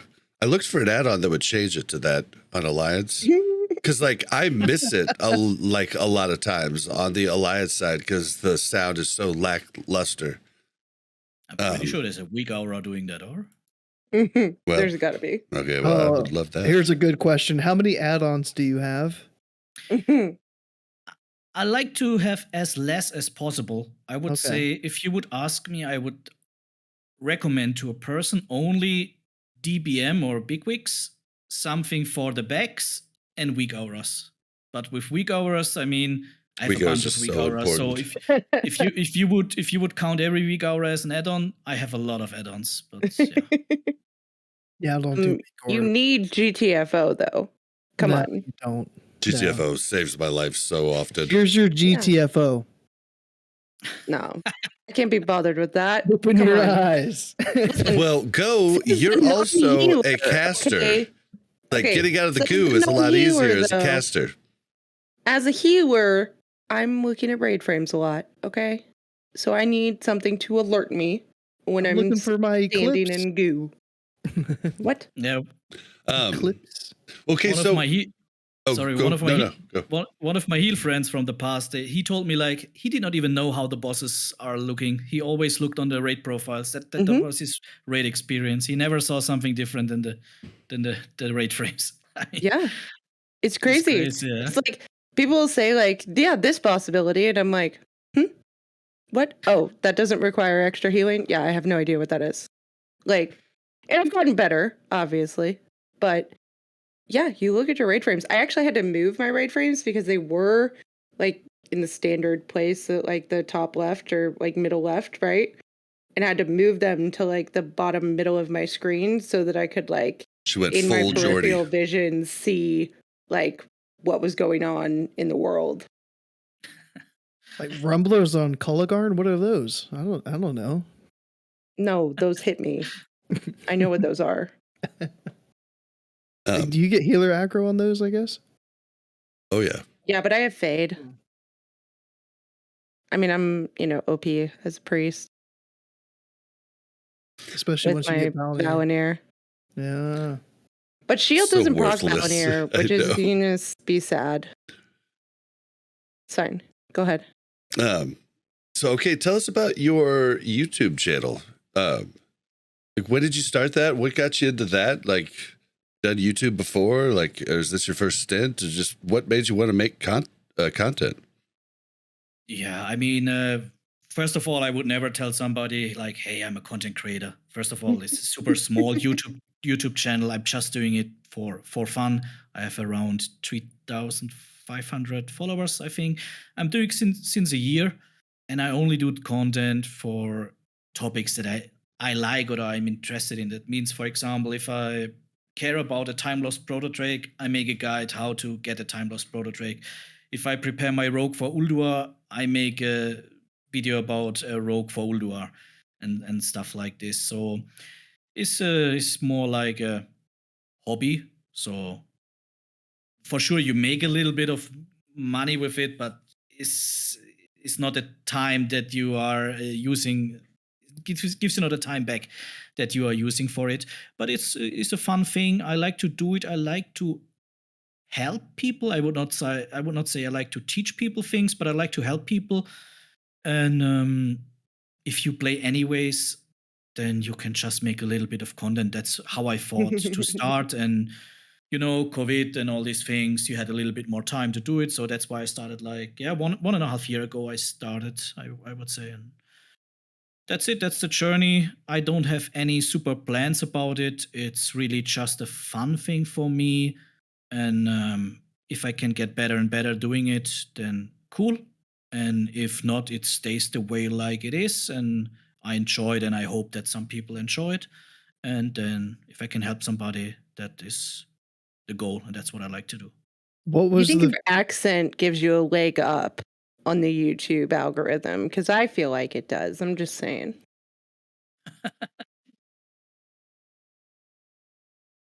what was your favorite video that you've made so far? What, sorry? What was Well- my favorite video? Yeah, you've made 239 videos. What was the one video out of all those that you were like, yo, I loved making this video. It was received well. I helped people. Which one was that? I think I would name two of them. One, because it still gets a lot of. I mean, when I say a lot, then I talk about a few thousand views. I mean, I'm not talking about 500K or something. It's the Time Lost Proto-Drake guide. And I also think it's funny because one of my friends told me he was looking for the Time Lost Proto-Drake in the internet to buy it, and then he said, like, man, your video is posted on a website, how to get a Time Lost Proto-Drake. And this was a very nice video because I think I posted it in a very good time when everybody was like settled down in Wrath, and now like, okay, how can I waste my time in the game? And many people thought about the Time Lost Proto-Drake. And the other thing that I really like is the rogue Ulduar guide that I made with some tips and tricks, what you can do better as a rogue. I mean, for sure, don't get me wrong, I like to call him out. It's Simonized. If you only play rogue, if you want to know everything about rogue, also tier recrafting, then definitely you have to give this guy a view, or maybe even more than a view. But yeah, that's also what I liked really much because, you get some comments on this video like, hey, I was doing very bad on this boss fight. Now I'm doing very, very good, or my parses are now so much higher. So I think that was a video that I really thought like I helped somebody. And if you get a lot of views and you help people, that's exactly what I like for myself to be a content creator. Nice. You helped me. There was very little combat rogue stuff out at the beginning, and combat rogue is tough. It's the first time in the game that I'm in a raid tier and we're towards the end and I don't have almost all 99 parses. I only have one. And the rest of them are like 98 to 96. So it's tough. It's tough. Definitely. Yeah. I love combat rogue. It's so much more to do as an assassination rogue. But don't get me wrong, I like the AFK assassination rogue playstyle as well. But combat rogue, you need a lot of keys. I could deal with not having like 9 different glyphs in my bag and swapping constantly if I want to parse. I could definitely deal without that. Exactly. Do you stream at all? Definitely not regularly. I also still on the path to find out if I really want to go to Twitch. Then a lot of these talks about Kick. Then some people say, hey, why not just on YouTube? I love YouTube at all for my private life. I watch all the day YouTube videos about everything. So maybe I want to give YouTube more a shot. For sure, I'm affiliated on Twitch and stuff like this. But I never got a regular streaming schedule gone. I see myself more as a YouTuber, I would say, than a streamer.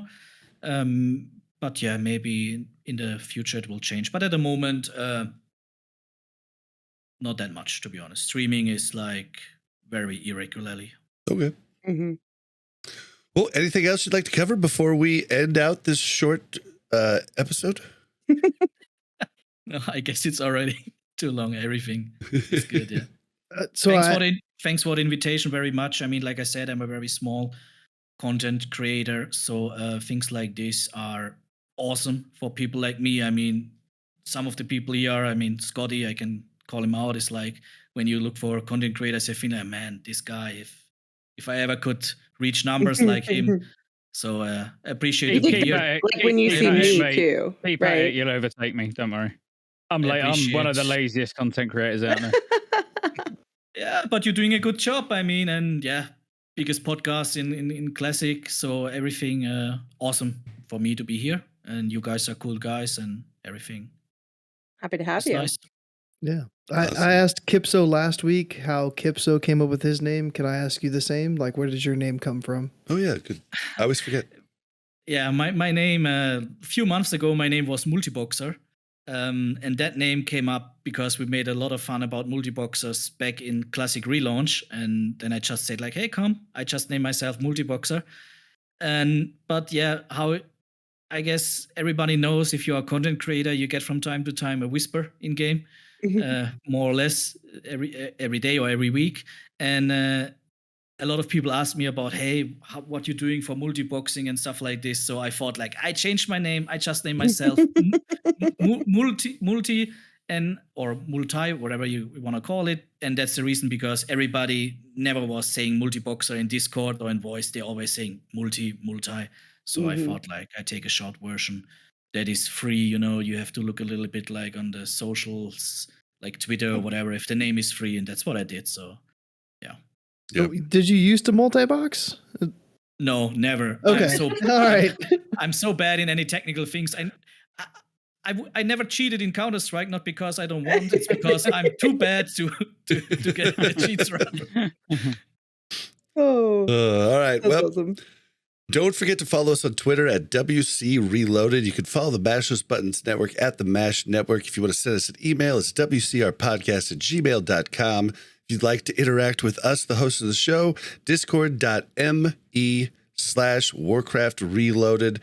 If you want to help the podcast out in any way, Patreon, whatever, like all of our links are at warcraftreloaded.com. Check that out to help us out. Mel, where can we find you? You can find me on this show, or you can find me in Discord. But if you find me in Discord, I'm usually lurking or waving hi to the new people that come. So if you ping me, I will probably answer. But I usually read a lot, and then I give my commentary to Bob instead of in the Discord. That's just how I roll. I'll try better. Yep, and then I steal her good ideas and throw out the bad ones. Yeah. I pretend like they're mine. Ones, but, it's fine. And Mulltiy, where can we find you? Mostly on Twitter and on YouTube. I'm always there for your service or at your service. So if anybody wants to know something, YouTube and Twitter are the best. And that's Mulltiy. And we'll have the links in the description. I'll get all of these guys' links and have them in the show notes. Now, Go and Scotty, I want you guys to like sign out together, because I was hoping maybe you'd give us a little bit of a, I don't know if you'd have to say announcement, but a little bit of a like sneak peek at, the new ScotteJaye thing going. I like ScotteJaye. That sounds good. It's all Scotty's idea. I don't know. He approached me a month and a half ago, and he was like, "Hey, I've got an idea," and I jumped on board. I was like, "Hey, sounds great. Like, I'm all for it. Let's do it." It's gonna be something hopefully people haven't seen before, and it is exciting. Yeah, so basically, get your OnlyFans like an OnlyFans or something. Ready. Yeah, what's happening here? Yeah, you're gonna. Fans to follow us. No, we're gonna do. It's gonna be a podcast, but a little bit different. We'll be doing. Yeah, there'll be segments in it. It's gonna be heavily edited for YouTube. I think the first couple of episodes are gonna be members only on probably my YouTube, I would guess. So we can keep a small, very, very small audience, because there'll probably be things that go wrong for the first episode or two. But we're gonna have guests on in very unique ways. Of course, Bob and Mel, will be contacted. I actually think I'm probably gonna ask you to come on the first one, because just for a bit of fun, as I say, because the first one is going to be a testing ground.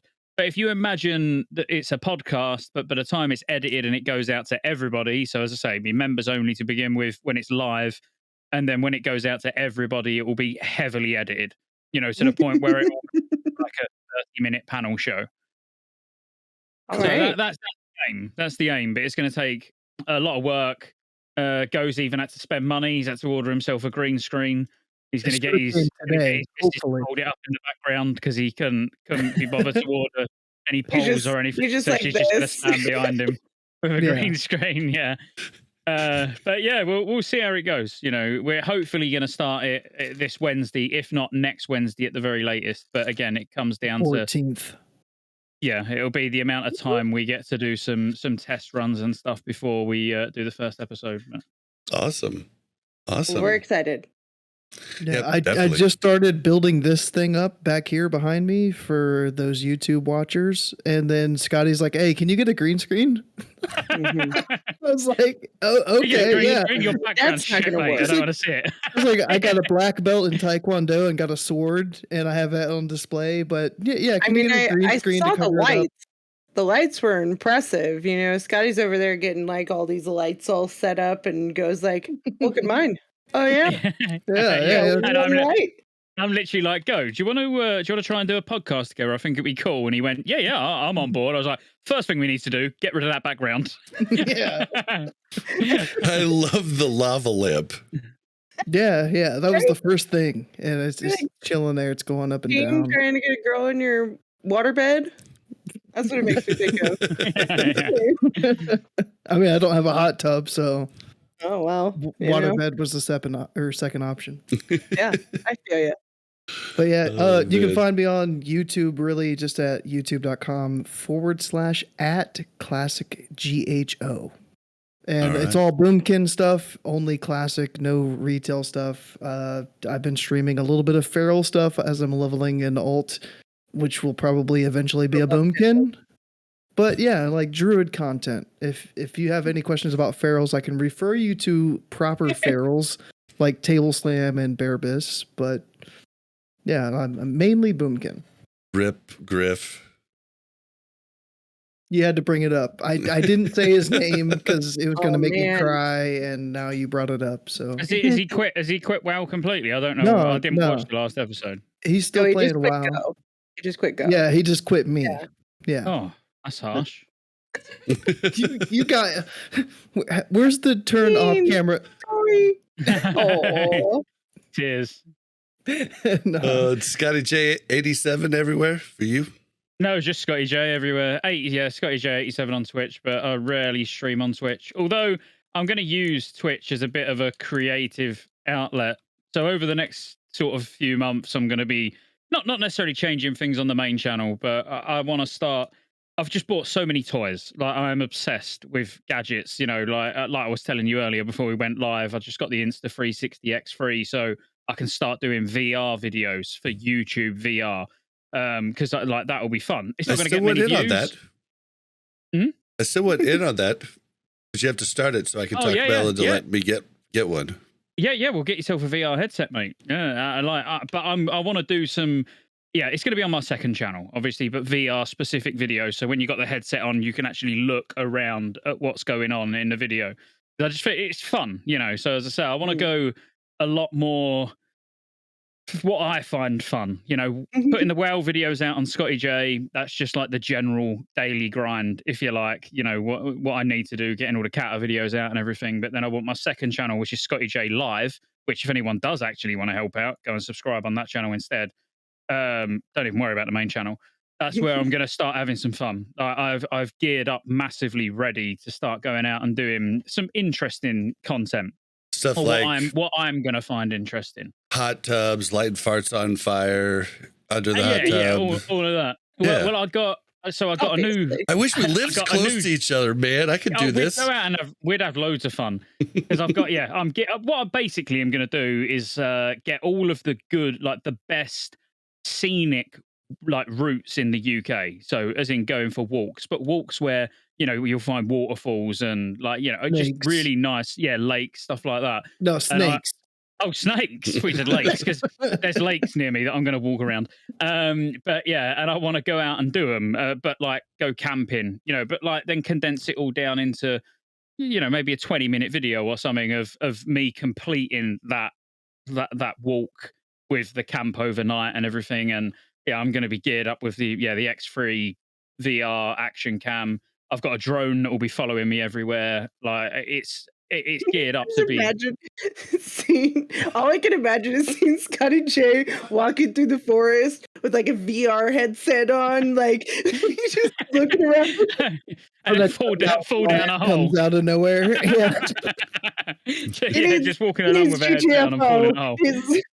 Yeah, but no, but again, it's for fun. It's not for money. It's like, I'm very fortunate that I don't need to worry too much. I can just keep ScotteJaye, the ScotteJaye channel ticking over. But that's what I'm going to use my Twitch channel for as well. Is going to be more of a creative outlet where I can put videos out and do streams where I'm not bothered. If I stream and there's only 10 people there, like whatever, I don't care. It's not about making money. It's about me producing content that I enjoy and streaming content that I enjoy. Okay, cool. You can find me on Twitter at blazin_Bob. That's BLAZZIN_BOB. You can find me on Twitch, this show live at BlazeBob. We did it. Short one, that. Shortest. You want to just go straight into next week's show? Just get it all done? Oh, we do need to.